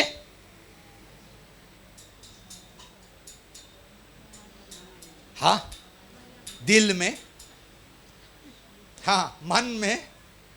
किधर आते? जोर से बोलिए ना। अंदर, अंदर कहाँ आते? अंदर 3 भाग है ना, हमारी आत्मा में। किधर? यस, हमारी आत्मा में पवित्र आत्मा के आके रहते हैं, हमारा आत्मा के अंदर आते हैं और वहां से आत्मा से रह के आत्मा को नियंत्रण करते। देखिए, पवित्र आत्मा जो है हमें नियंत्रण, आत्मा को, मनुष्य की आत्मा को नियंत्रण करते। उसी अंदर से वो जो मनुष्य के अंदर जो मन है, मन जिसके अंदर विचार घूमते रहते है ना, भावनाएं घूमते रहते, निर्णय घूमते रहते, उसको भी नियंत्रण करते है क्या नहीं? और तीसरा कौन है? शरीर। कौन है तीसरा? यस, उस शरीर को भी नियंत्रण करते। कौन? पवित्र आत्मा। ठीक है, परंतु जहां आत्मा में, हमारी आत्मा में पवित्र आत्मा है, वैसे शरीर में कहा? यस, ये शरीर के अंदर जड़ रहता है। क्या रहता है? बोलिए ना, जड़। जड़, आमीन। मराठी में क्या लिखा है उसे? जड़िक व्यक्ति, बराबर ना? जड़िक व्यक्ति, शारीरिक नहीं, हमें शारीरिक नहीं, वो शब्द बराबर नहीं। अगर इंग्लिश ट्रांसलेशन में अगर आप देखोगे, फ्लैश लिखा है, flash, it's not a body. ठीक है, फ्लैश लिखा है, फ्लैश। इस हमें चमड़ी के अंदर रहता है वो, और जब वो चमड़ी के अंदर रहने के समय, ये शरीर के अंदर हमें रहने के समय, हमें वो भी क्या करते हैं? वो कभी कभी आत्मा, जहां पवित्र आत्मा रहते, वो आत्मा की बातों को हम गुलामगिरी में डालते। ध्यान करना, भी गुलामगिरी करते, यानी वहां से निकलने वाले शब्दों को ब्लॉक करते। कौन? जड़, जो हमारी अंदर जो शत्रु है वो। ये सब बात पवित्र आत्मा के द्वारा मैं प्राप्त करके आपसे बात कर रहा हूं। वो कैसा रुकावट करते हैं, फिर वो जड़ क्या करते? हमारी मन को भी नियंत्रण करते। मन को, यदि वो आत्मा की शब्दों को ब्लॉक किया तो मन को, और फिर आखिरी वो शरीर को अपने वास में रखते हैं, अपने साथ रहते, और जो उसको पसंद है वही करता है। और उसको यही पसंद है, एक विश्वासी को प्रभु परमेश्वर से अलग करने का। ये शत्रु काम करते हैं। शैतान दूसरा प्रायोरिटी है, वो ओपन डोर बन जाते शैतान को आने के लिए, लीगल ग्राउंड, कानूनी हक देते। फिर ये शत्रु जो शरीर के अंदर है, आज तक विश्वासी लोग को पता नहीं है। केवल हम वास्तव में शैतान को हम धमकाते, इसको धमकाते, उसके लिए प्रार्थना, परंतु स्वयं उस जड़ के हमें काबू लाने के लिए, या उस जड़ की बातों को समझते हुए वो जड़ के लिए हम कार्य करते हैं क्या? आज इस उपास प्रार्थना में जब हम बैठे हैं, वो जड़ को हमारी पैरों के नीचे लाने के लिए पवित्र आत्मा की बातों को मानना शुरू करो। हालेलुया।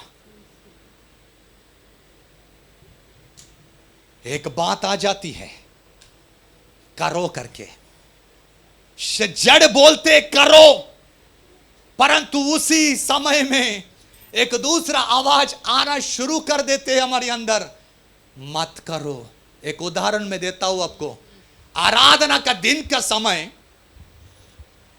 एक आवाज आता है अंदर आराधना के लिए नहीं जाना, परंतु दूसरा अंदर से ही एक आवाज आते आराधना के लिए जाओ करके। ऐसा कितने लोगों का अनुभव हुआ है? जो कबूल करेगा छुटकारा पाएगा। हाँ, क्योंकि पवित्र आत्मा की सानिध्य में बैठे। हालेलुया। ये कौन है? जड़ कहते आराधना में गया ना मत जा, परंतु आत्मा कहते आराधना के लिए जाएगा तू, शक्ति सामर्थ्य मिल जाएगा तुझे, वचन मिलेगा तुझे। परंतु जड़ क्या करते? वह सामर्थ्य से, वो वचन से, वह पवित्र आत्मा की उपस्थिति से हमें शरीर को बाजू में गेट आउट करने के लिए मन लगाते। वो कौन है? वो जड़। कौन है? हाँ, अपन बोलते शैतान ने काम किया, शैतान मुझे नींद डालते, शैतान नींद डालते। हाँ, रात को 1 और 2 बजे सोएगा तो सुबह जल्दी उठेगा क्या? बोलिए ना। हाँ, मोबाइल से फुर्सत नहीं है तो रात को तो नींद आएगा ही नहीं, बराबर के नहीं? मोबाइल 3 घंटा ऐसा ऐसा सर आंख के सामने रहेगा, 1 घंटा नींद नहीं आएगा, बराबर के नहीं? अभी थोड़ा सोचो, 12 बजे तक मोबाइल, 1 बजे तक नींद नहीं, सुबह 4-5 बजे उठेगा प्रार्थना करने के लिए? नहीं, शैतान ने मुझे दबा के रख दिया है। ये जड़े रे, ये सब जड़ का खेल, ये जड़ ये शरीर में आ चुका। दिस इज द एनिमी, ये शत्रु है। वे विश्वासियों, ये परमेश्वर के जन दास लोग, ये जड़े, इस जड़ को वास्तव में हमें हर समय लड़ाई करते रहना है। आमीन। ये मत समझो आमीन यीशु मसीह के नाम से जड़ निकल जा, नहीं, मरण तक ये लड़ाई करना है। कब तक? मरण तक। ये हमारा साथ साथ है, मरण तक। और ये क्या करते? हमने जो पाप को दबाया है ना, जो पाप को दबाया, 1 ना 1 साल ये पाप को वापस खड़ा कर देते हैं। एक उदाहरण में दूं आपको। दाऊद 16 साल का था आराधना करने वाला, बराबर? हाँ, था क्या नहीं? गिनती पकड़ो। वो राजा बना, बराबर? ठीक है।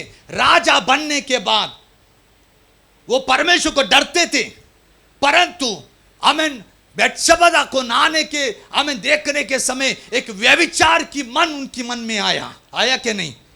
हाँ, दाऊद ऐसा था क्या? बोलिए ना। दाऊद ऐसा था? नहीं था दाऊद। फिर ये कैसा आया? भजन संहिता में लिखा दाऊद ने, मैं मां के आमीन गर्भ से पाप की अवस्था में पैदा हुआ। कैसा? हाँ, पढ़ा है ना कभी? समय नहीं है अभी। आमीन, हालेलुया। अब वो पाप की अवस्था में पैदा हुआ, वो पाप को आमीन मारते गया, सोते गया, परंतु एक समय ऐसा आया, इस जड़िक इच्छा को निर्माण करने से आमीन अंदर रहने वाला पाप जग गया और दाऊद ने ये पाप किया। ये मत समझो दाऊद को बोल के दाऊद को खुला करे, नहीं। अगर दाऊद वास्तव में ऐसी अवस्था में नहीं जाते, आप और मैं कभी नहीं सीख पाते थे। फिर दाऊद ऐसी अवस्था में गया, उस वचन के द्वारा, उसकी जिंदगी के द्वारा हमें सीखने के लिए मिलता है कि शत्रु किस रीति से काम करते हैं। इसलिए कभी भी वास्तव में मैं किसी का खुला नहीं करते क्योंकि उसकी अनुभव के द्वारा आमीन हमें सीखने के लिए मिलते। क्या करते? क्या मिलते? बोलिए ना। यदि हम दूसरों को पाप को उजागर करेंगे, एक दिन हमारे भी पाप उजागर होंगे कि नहीं? बोलिए ना। यस। परंतु वो व्यक्ति गिर के खड़ा कैसा होता है? उसमें महिमा है क्या? उसमें परमेश्वर की शर्मिंदगी है? बोलिए ना, बोलिए जी। महिमा है, तो उससे हमें सीखना चाहिए। हालेलुया। इसलिए जड़ अंदर है। किधर है ये? यस, ये शरीर में रहते रहेगा। ये शत्रु है, एक 1 नंबर शत्रु है। ये कोई बाहर का शत्रु नहीं है, शत्रु हमारे अंदर है। जड़ शत्रु बोलते आमीन ये करने का, पवित्र आत्मा बोलते नहीं करने का। 3 भाग लेके मैं आपको पढ़ाऊंगा। अगर आप पहला यूहन्ना का 2 अध्याय का 16 वाक्य निकालोगे, उधर 3 बातों के लिए लिखा गया है। पढ़िए ना। पहले यूहन्ना 2 अध्याय 16 वाक्य। क्योंकि जो कुछ संसार में है, अर्थात शरीर की अभिलाषा, आंखों की अभिलाषा, हाँ, और जीविका का घमंड, हाँ, वो पिता की ओर से नहीं। बस 3 बात लिखा गया है। कितना? सबसे पहला क्या है? शरीर की। वो शरीर नहीं है। अगर इंग्लिश बाइबल रहेगा तो फ्लेश लिखा रहेगा। किसके पास है? मराठी बाइबल में?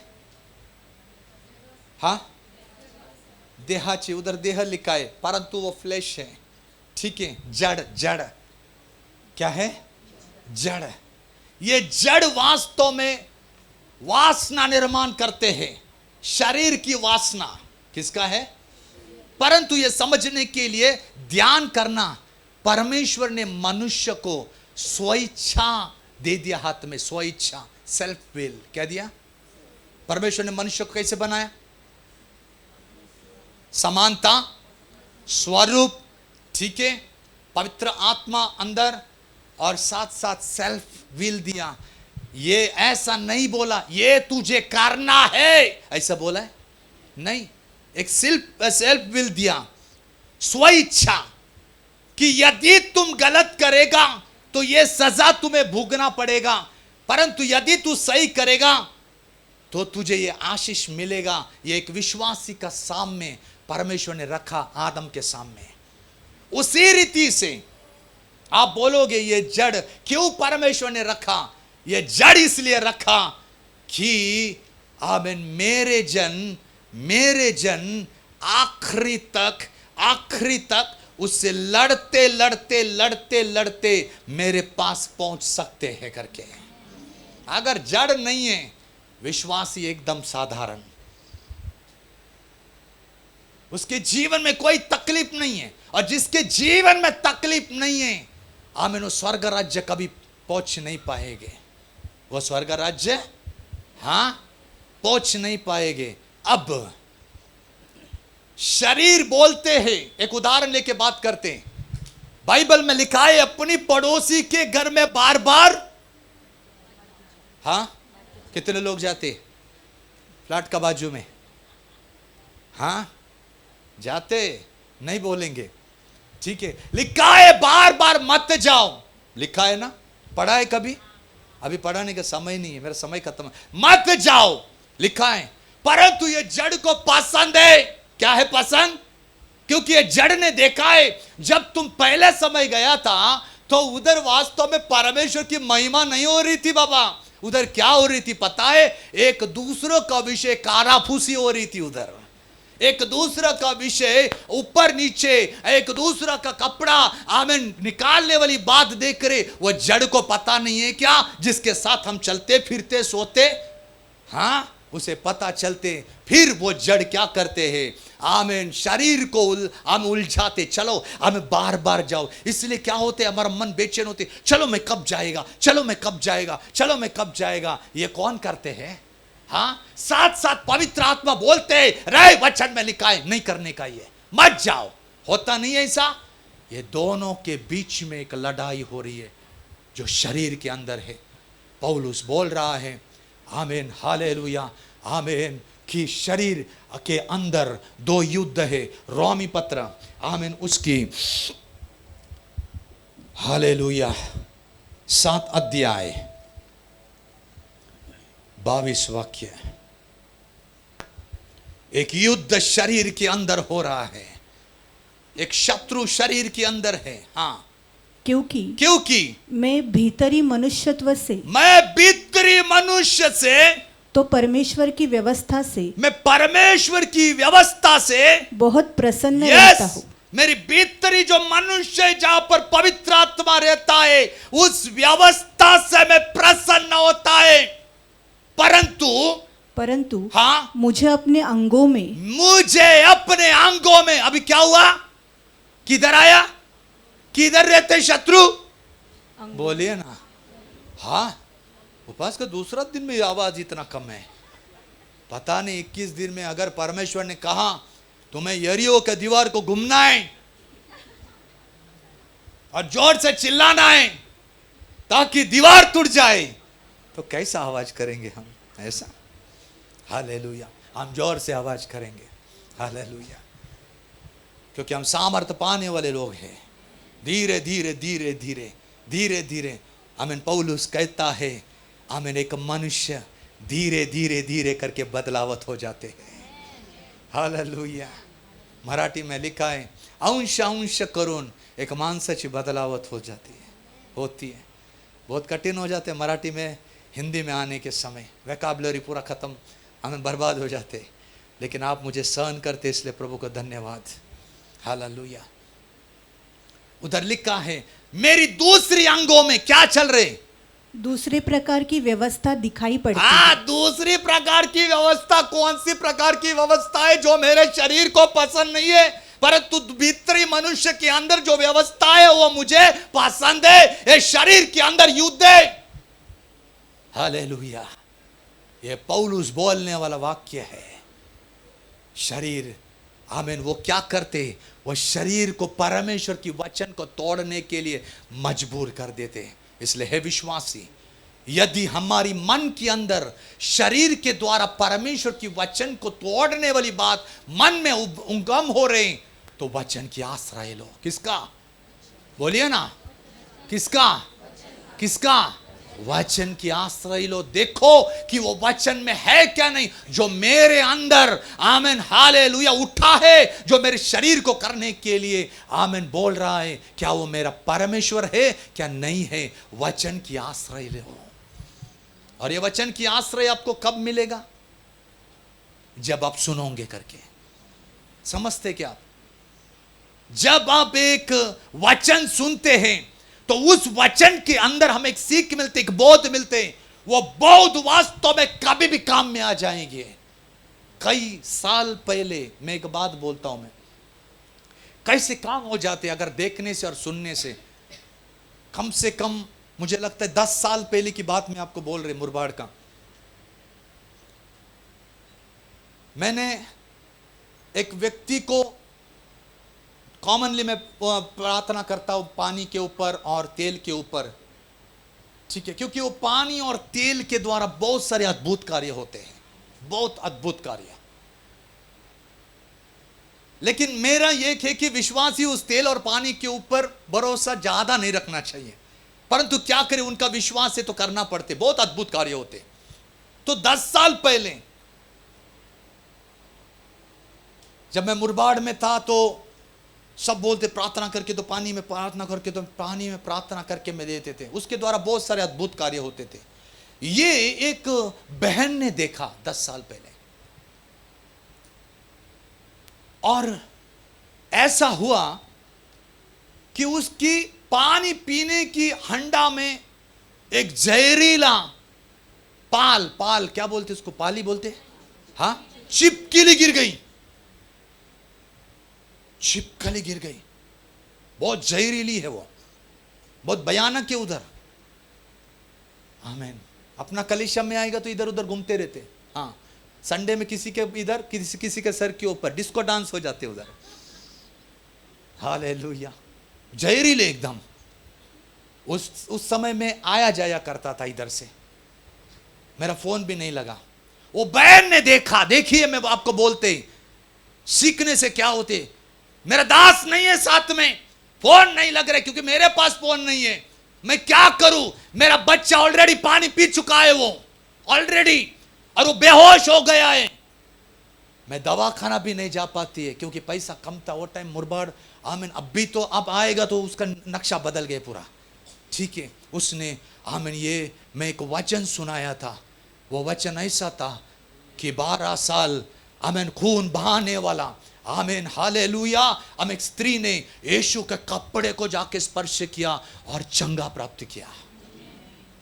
उसने वो पानी को लिया जहां हम नहीं थे, उसने प्रार्थना किया, ग्लास हाथ में लेके प्रार्थना किया, हे परमेश्वर, मेरे पास वो ताकत नहीं है, परंतु मैं तेरे दास को देखा, मैं तेरे दास को देखा प्रार्थना करने के समय और अद्भुत कार्य करते हैं। यदि तेरे दास के संग तेरी सामर्थ्य काम करते हैं तो मेरे साथ भी वो सामर्थ्य काम करे। आमीन बोल के वो पानी अपने बच्चों को पिलाया।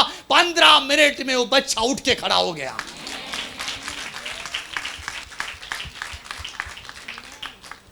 कई महीने के बाद उसने गवाही दी और कहा, मुझे गवाही भी दी और मुझे पर्सनल आके भी बोला। आज वो बात पवित्र आत्मा याद कर रहे हैं।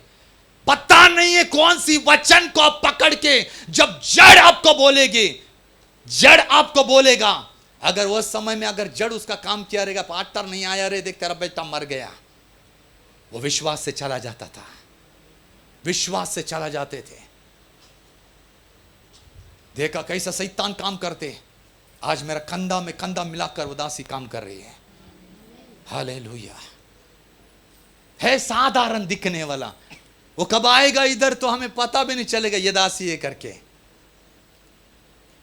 लेकिन उसकी बातों से बारिश रुक जाती है, उसकी बातों से आकाश खुल जाते हैं। ऐसी सामर्थ्य उसको दिया है। मेरा बोलने का मतलब यह है, मैं किसी को ऊंचा नीचा नहीं कर रही, लेकिन उसने जो उस दास का मुंह से निकलने वाला वचन लिया, वो जड़ को कार्य करने नहीं दिया। यदि उसके संग ऐसा हो सकता है तो आपके और मेरे संग क्यों नहीं होना चाहिए सारी बात। हालेलुया। ये जड़ काम करते हैं। दूसरा, आमीन, आंखों की अभिलाषा। किस में जाते? यस, आंखों की अभिलाषा। ये देखना आमीन पसंद नहीं है। ये आप कदापि मोबाइल के पास जाने के लिए आप कितना प्रार्थना करें, नहीं जाने का मुझे मोबाइल पे, लेकिन मोबाइल के ऊपर जाते क्या नहीं? नहीं जाएगा मैं व्हाट्सएप के ऊपर, लेकिन जाते क्या नहीं? मैं इधर नहीं ये देखूंगा, वो नहीं देखेगा, लेकिन जाते क्या नहीं? हाँ, अंदर से आवाज आते मत देखना, अंदर से आते मत देख, ये गलत है, ये वचन के खिलाफ है, अभिषेक कम हो जाएगा, तेरी दर्शन कम हो जाएगा, लेकिन तभी भी जाते। क्यों? जड़ काम कर रहे हैं। क्या काम कर रहे हैं? क्या काम कर रहे हैं? शत्रु अंदर है, शैतान नहीं, शत्रु अंदर है। वो शत्रु आंखों को आमीन कब्जा कर दिया है, कब्जा करके गुलाम करके आमीन उसको बोल रहे देखो करके, देखो देखो देखो। ना बोलने भी हम करते लौत के पत्नी के समान। करते क्या नहीं? लौत के पत्नी को क्या बोला था? लौत को क्या बोला था? पीछे मुड़ के नहीं देखने का। क्या नहीं करना? बोलिए ना, पीछे मुड़ के नहीं देखने का। लेकिन देखा ना, हाँ, वो जा रही तो आगे, उसको अपना जान बचाने का है, भाग रही है, परंतु भागते भागते जान भी बचाना है, थोड़ा सा पीछे भी मुड़ के दिखा। क्या रे बाबा, ये जड़ है। जड़ क्या है? लोत को भी देखो, आमीन, अब्राहम अपना दास बोला तुझे कौन सा जगह चाहिए? आमीन, तू बोल, मैं, तू दाएं लेगा, मैं बाएं जाएगा, आगे जाएगा, पीछे जाएगा। आमीन, बहुत ऐसी लोग हैं आमीन जो अच्छा अच्छा बातों को मानते। आमीन, हालेलुया। मरी भूमि पसंद नहीं है उनको। उसने यर्दन की हरी हरी तराइयों को लिया, बराबर के नहीं? और यर्दन की तराइयों में जाकर फंस गए कि नहीं उधर? हाँ, शरीर फंसा देते। शरीर क्या करते? हाँ, इसी आंखों की अभिलाषा दिखाने के लिए आपका और मेरा प्रभु यीशु मसीह के सामने शैतान ने भी एक ऑफर लेके आते क्या नहीं? क्या लेके आते? मत्ती 4 अध्याय के 8 वाक्य में लिखा है, ये सारी संसार को देखना, ये संसार की सारी वैभव को देखना। हे यीशु, मैं सब कुछ तुझे दूंगा, परंतु तू एक काम करने का, आमीन, तू मेरे पैरों के ऊपर गिरना। पढ़िए ना सिस्टर। हाँ, फिर इब्लीस उसे एक बहुत ऊंचे पहाड़ पर ले गया, ऊंचे पहाड़ पर लेके गया, और सारे जगत के राज्य, हाँ, और उसका वैभव दिखाकर, हाँ, उससे कहा, हाँ, यदि तू गिरकर मुझे प्रणाम करे, हाँ, यदि तू गिर के प्रणाम करे, हाँ, तो मैं ये सब कुछ, हाँ, तुझे दूंगा। बस है क्या नहीं? इब्लीस ने प्रभु यीशु मसीह को ऑफर दिया, केवल प्रणाम कर, परंतु उससे पहले सब कुछ दिखाया। क्या किया? दिखाया कि नहीं? सब कुछ वैभव दिखाया, सब वैभव दिखाया, और बोला नमन कर। आप और मैं करते तो क्या करते थे? हाँ, सही बोलो। ठीक है, रहने दो। हाँ भी बोलेगे संकोच, नहीं भी बोलेगे संकोच, लेकिन प्रभु यीशु मसीह ने वहां पर वचन उठाया।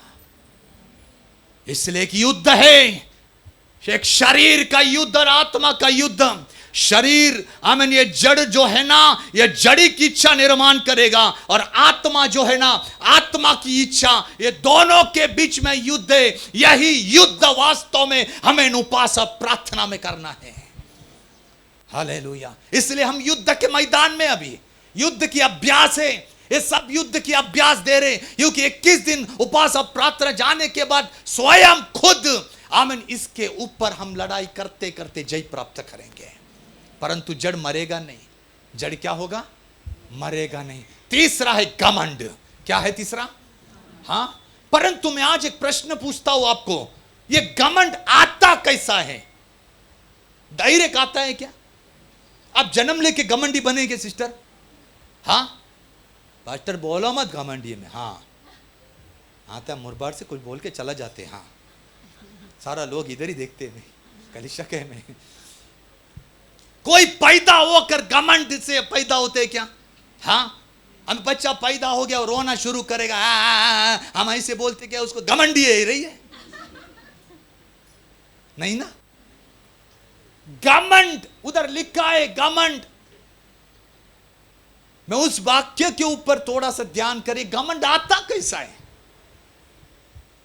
घमंड पैदा से होता नहीं है, घमंड पैदा होने से होता नहीं है। घमंड वास्तव में आने के लिए आपके पास और मेरे पास कुछ होना चाहिए। क्या होना चाहिए? हाँ उदाहरण के लिए अच्छा सौंदर्य है तो सौंदर्य के ऊपर क्या है? तू काला मैं गोरा पता नहीं है आज काले लोग भी गोरे बन जाते हैं, परंतु पास्टर लोग के सामने आने के बाद पकड़ा जाते हैं। एक बार मैं एक ऐसी पकड़ा, मैं बोल बहुत दिन के तुम गोरा गोरा गोरा बन रहे, क्या बात है?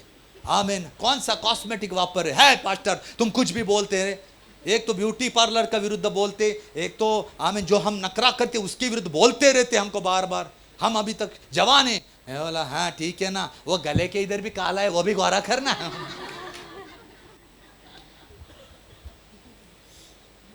क्या कलाकारी करते आजकल, विश्वासी का बात कर रहा हूं, बाहर का नहीं। घमंड, सौंदर्य का घमंड कहां से आया? कहां से आया? जैसा तू सुंदर बनते गया बनते गया बनते गया और खुद बनते गया बनते गया, लाली लिपस्टिक लगाते गया लगाते सुंदर बन गया। ठीक है, किसी किसी को अपनी ज्ञान के ऊपर घमंड। कौन से? बचपन से तू ज्ञानी बनकर आया क्या रे? हाँ किताबों का ज्ञान लेते लेते लेते ज्ञान बनाना है क्या नहीं? किसी किसी को वरदान का घमंड। किसे? वाह मेरे पास ये वरदान है, आमीन। क्या है मेरे पास? कहां से आया ये वरदान? तू लेकर पैदा हुआ नहीं, तू विश्वास में आने के बाद प्रभु यीशु मसीह ने दान दिया रे। फिर भी घमंड, किसी किसी को सीनियरिटी का घमंड। किसका? हाँ मैं पुराना विश्वासी है। क्या है? हाँ पुराना विश्वासी में तू अभी अभी आया, तू अभी अभी आया, चल आगे चल, सरक आगे सरक आगे। मैं पुराना विश्वासी, घमंड है। बोलते भी है कितना साल? 25 साल। कितना साल? 30 साल। अरे 30 साल 25 साल का एक विश्वासी वास्तव में विश्वासी बैठने वाला नहीं, वो वास्तव में सुसमाचारक बनना चाहिए, परंतु एक आत्मा नहीं कमाया। घमंड ये कैसा होते? घमंड पैसा का घमंड। पैसा लेके जन्म नहीं, तू कमाया, तू कमाया पैसा, तू घर कमाया, तू इज्जत कमाया, ये सारी बात तू धरती पे आने के बाद तू कमाया। लूसीफर भी लेके आया क्या कुछ? हाँ लूसीफर को परमेश्वर ने बनाने के बाद, हर बात बनाने के बाद जब वो आराधना करता था, वो आमीन सबको नियंत्रण में रखता था, तब उसके पास एक घमंड आया। देखा घमंड कैसे आते?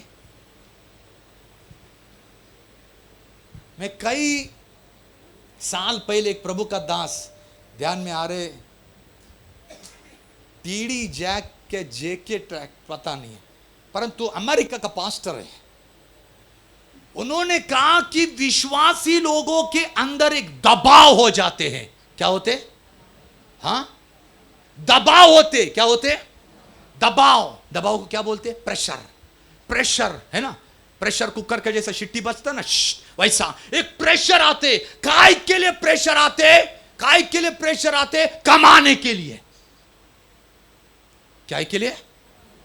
बोलिए ना, ये तो हो रहे ना, पैसा कमाने के लिए कलिशा छोड़ देते, और टाइम करते, ईएमआई भरने के लिए आराधना का समय निकलते। प्रेशर आ गया, अगर गया तो और टाइम मिलेगा नहीं, नहीं गया तो और टाइम मिलेगा। प्रेशर है क्या नहीं?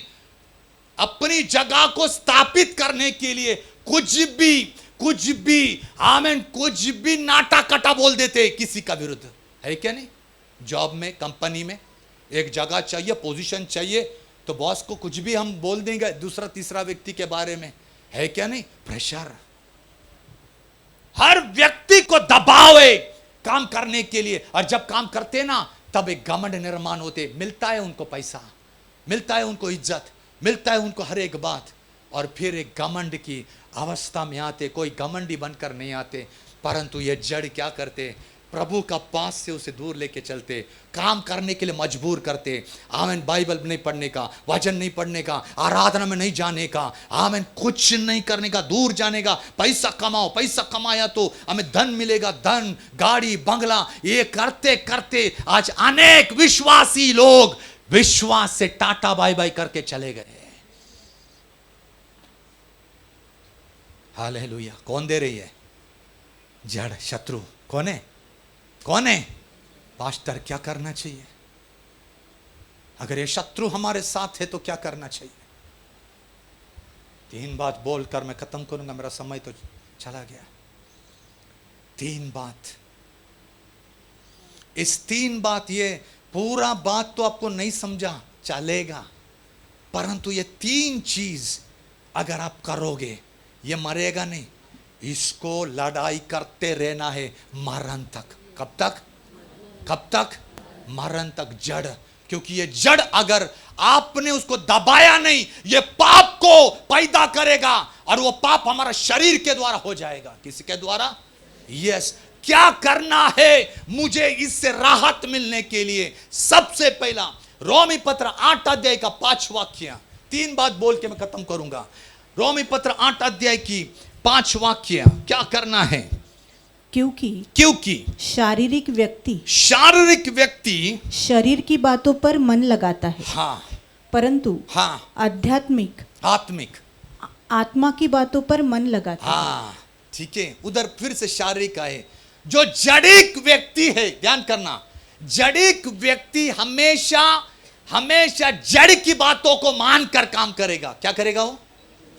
हाँ, हाँ। परंतु जो आत्मिक व्यक्ति है वो आत्मा की बातों को मानते हुए उस जड़ के ऊपर जय प्राप्त करेगा। नंबर 1, पवित्र आत्मा से चलने के लिए मन लगाने का। किसी के द्वारा?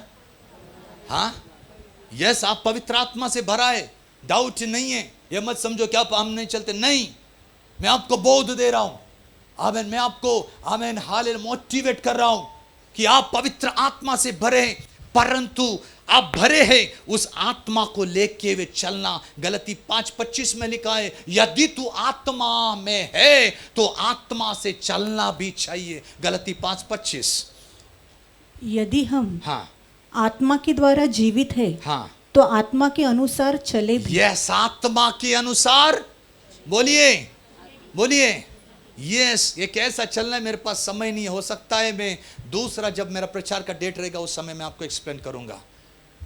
दूसरी बात, रोमी पत्र 6 अध्याय की 12 वाक्य करना। एक, आत्मा के द्वारा चलना ताकि ये जड़ को हम कब्जा कर सकते, आमीन, इसको दबा के रख सकते। हाँ, इसीलिए पाप तुम्हारे नश्वर शरीर में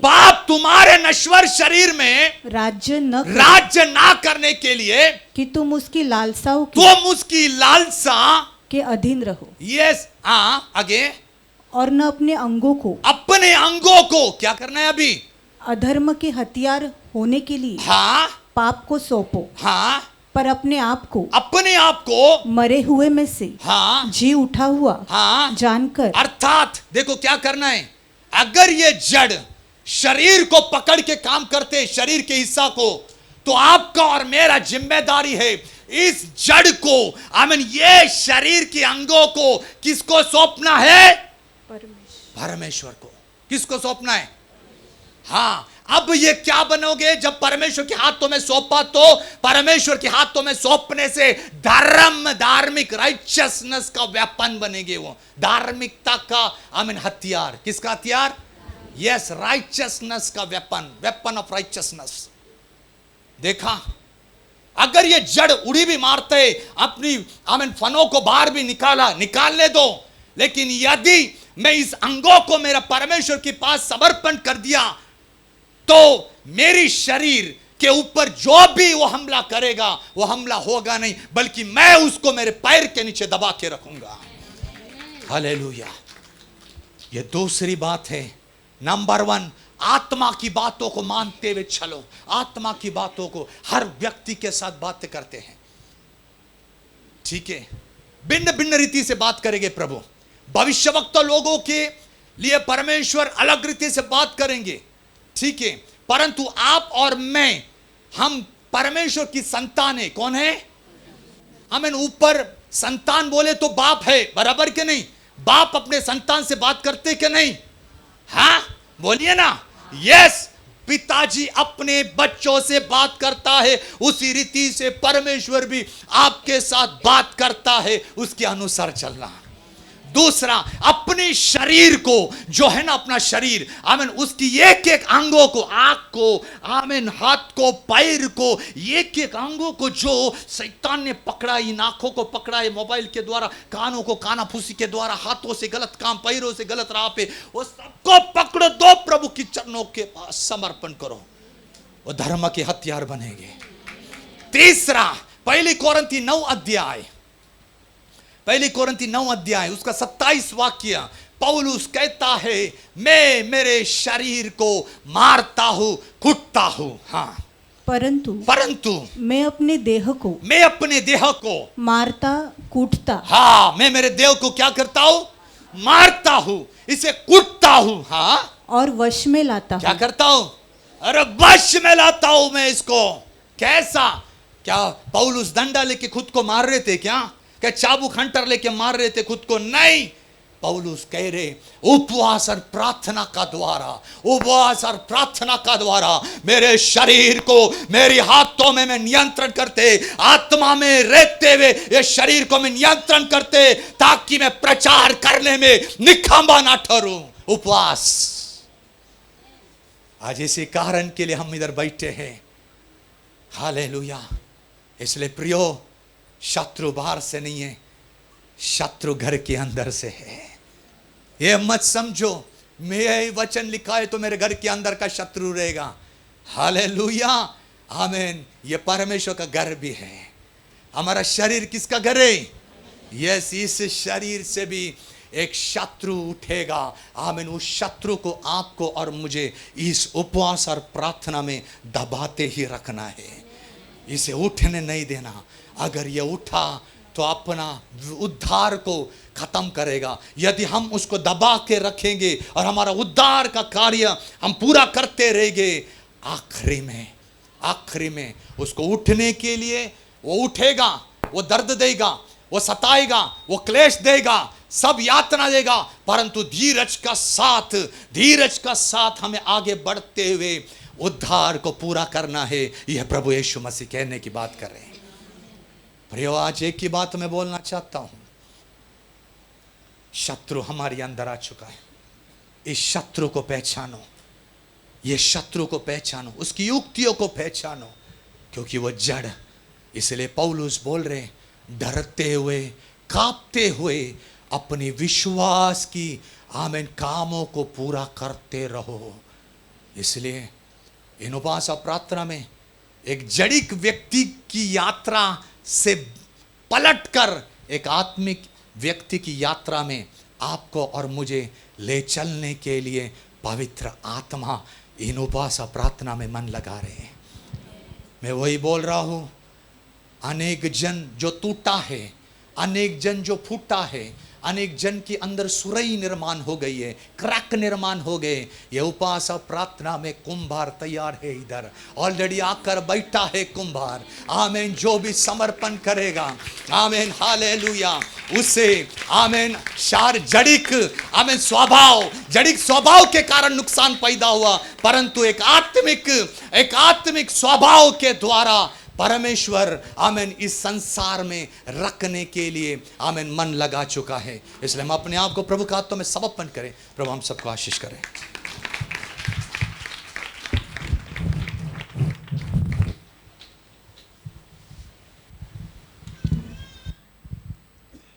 आमीन। Praise the Lord. हालेलुया। परमेश्वर नाम का महिमा हो। हम परमेश्वर का वचन प्रेज़ सुन रहे थे। उपवास प्रार्थना का दूसरा दिन का दूसरा सेशन। Praise the Lord. सही रीति से पवित्र आत्मा के गाइडेंस के द्वारा हम इस मिनिस्ट्री को परमेश्वर की आत्मा आके चला रहा है।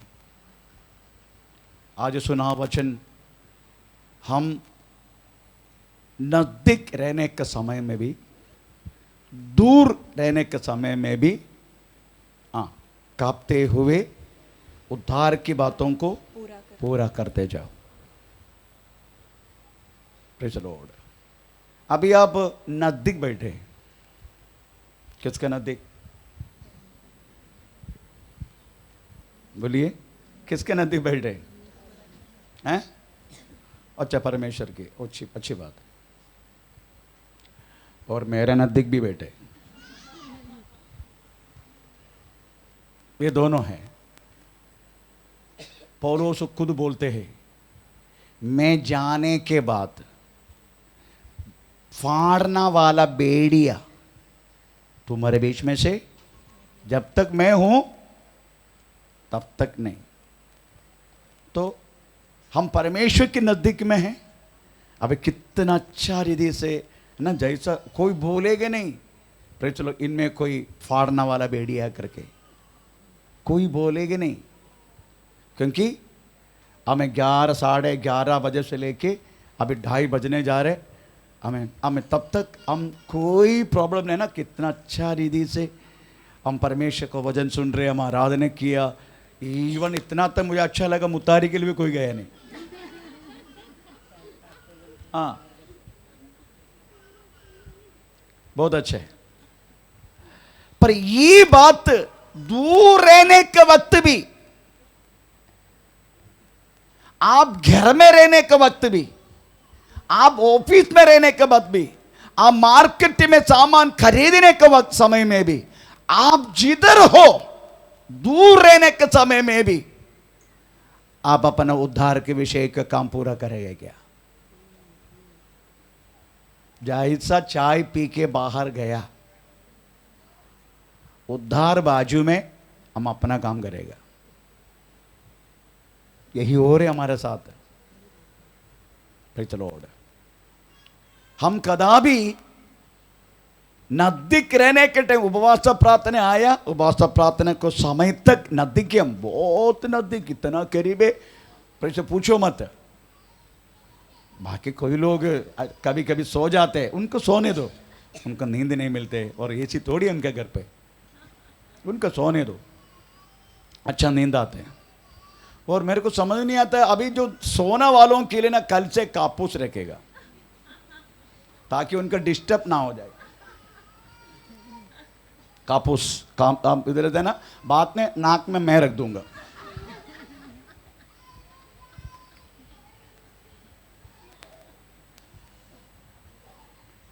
तो आप सोचने का, हम वास्तव में नजदीक रहने के टाइम में भी, दूर रहने के टाइम में भी अपना अभी मैं आपको एक्चुअली देखा गया तो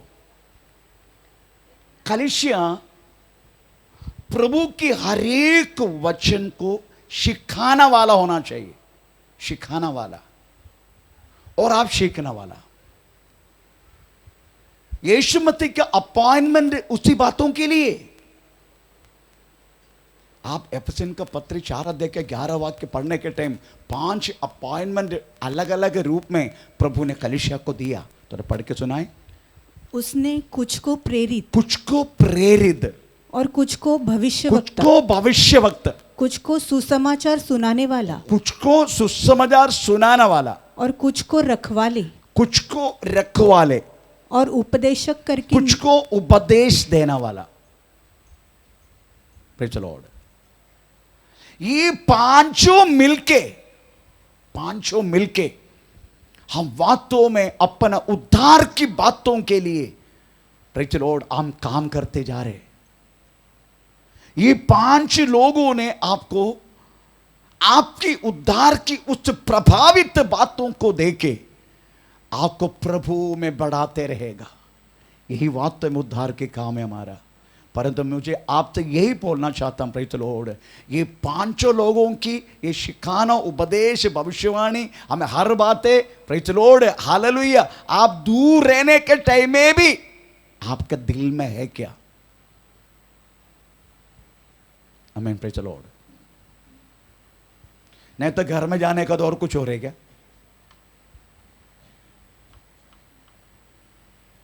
अगर घर में जाने के बाद आपका माइंड टोटली खाली होके, जैसा प्रभु का दास ने याद दिलावा, आपका शरीर अथवा जड़, प्रेज़ द लॉर्ड, अगर उसकी निकलने वाला फल आपकी जिंदगी में हो रहे, इसका मतलब है प्रेज़ द लॉर्ड, हमें आपका कुछ प्रॉब्लम है, कुछ बॉन्डेज है, कुछ बंधन है। आमीन, प्रेज़ द लॉर्ड। तो मैं 2-3 बात बोल के मैं बंद करता हूं, 2-3 मिनट में। हमारी उद्धार की प्रवृत्ति, परमेश्वर का वचन सही रीति से आपको पढ़ाना और आपको सीखना, कौन पढ़ाएगा?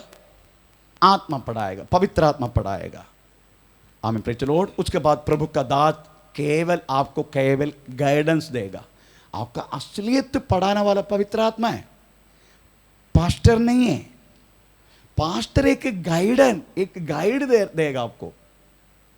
हम ये वचन इस तरीके से, वाक्य पढ़ना आपका काम है। ये घर में भी पढ़ सकता है, किधर भी पढ़ सकते हैं आप, प्रेज़ द लॉर्ड। हमें उसकी बात आप देखने का, परमेश्वर की वचन के विरुद्ध कुछ बात आपका शरीर आत्मा से उड़ रहे क्या, वो देखने का।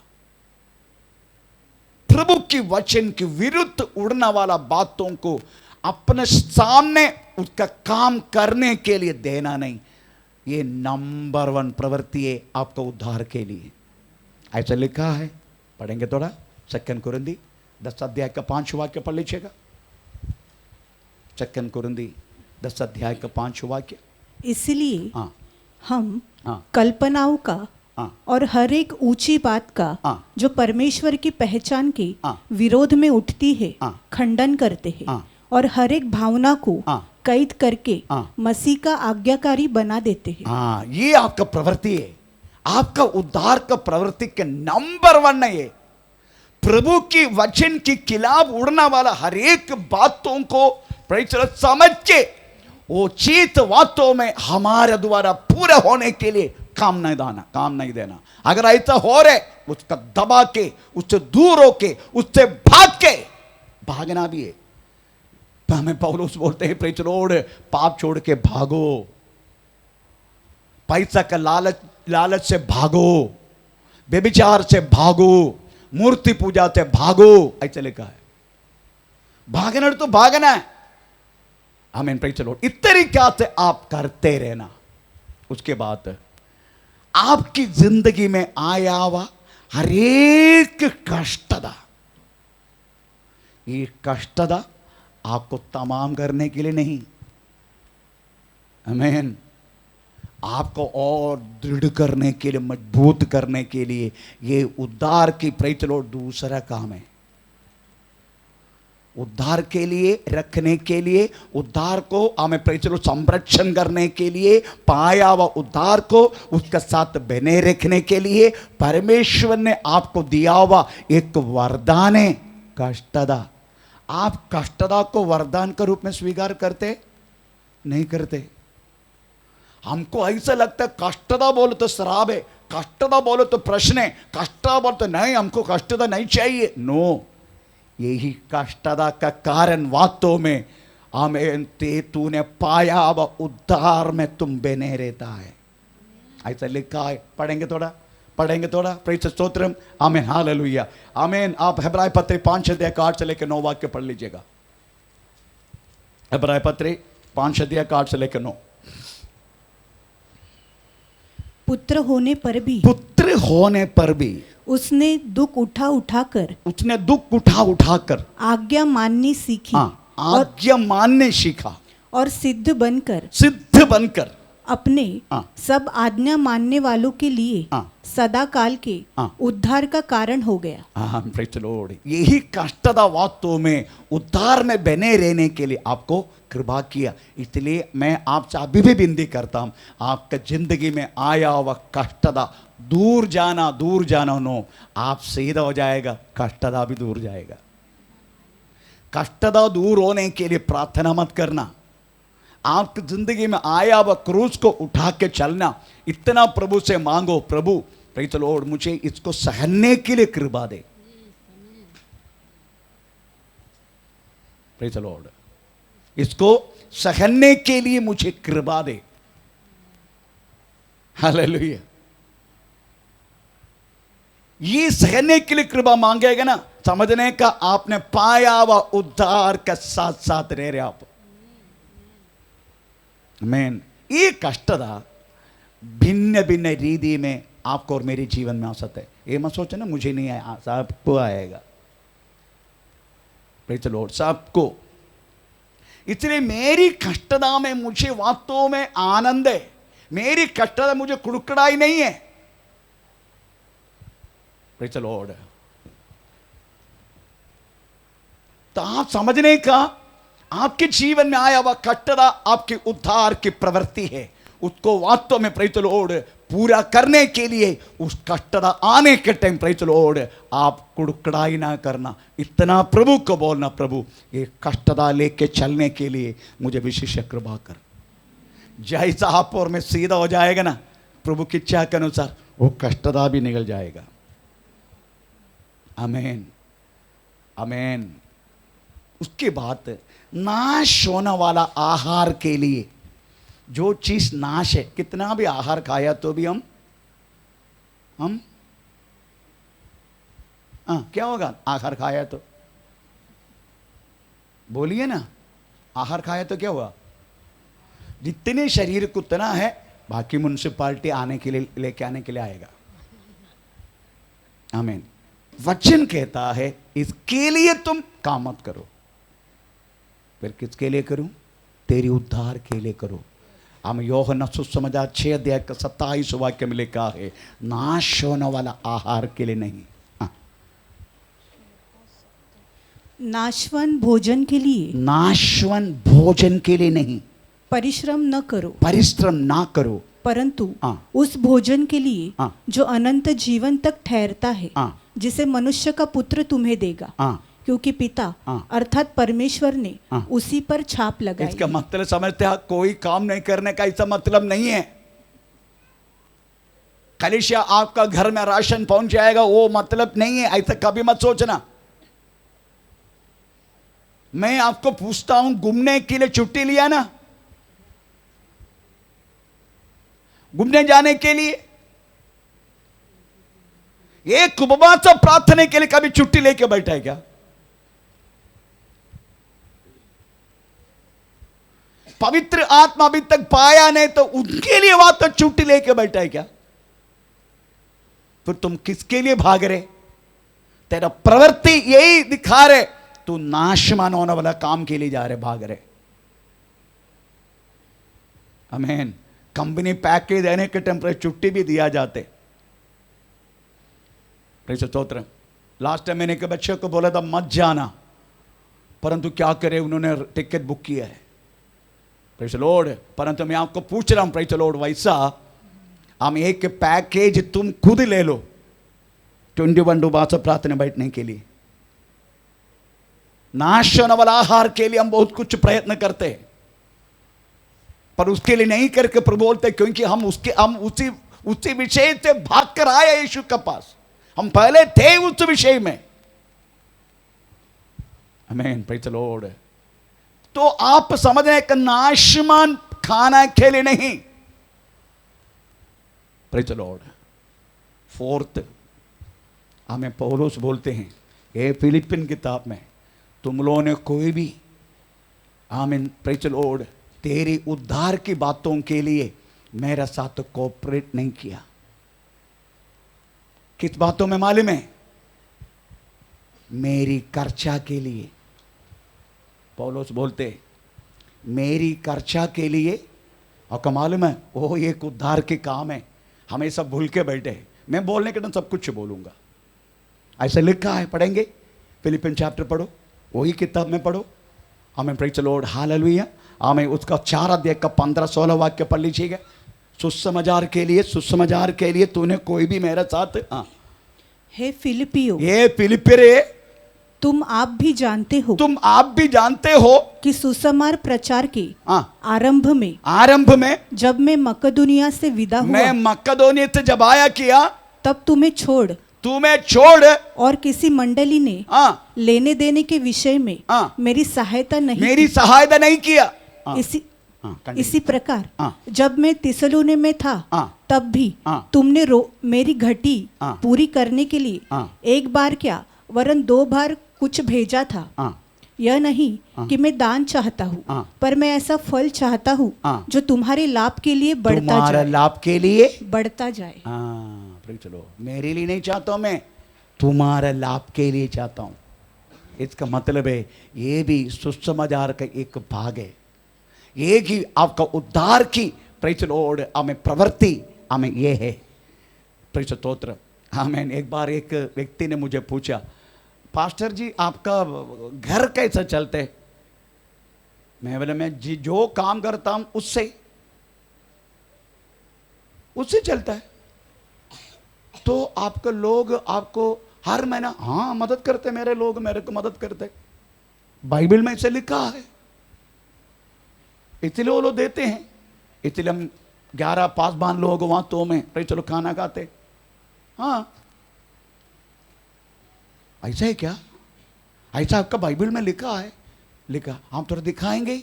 मैंने दिखा के पढ़वाए उनको। वाह, इसलिए क्रिश्चियन लोग इतना आशीष पाते हैं। आमीन। ऐसा उन्होंने कमेंट दिया।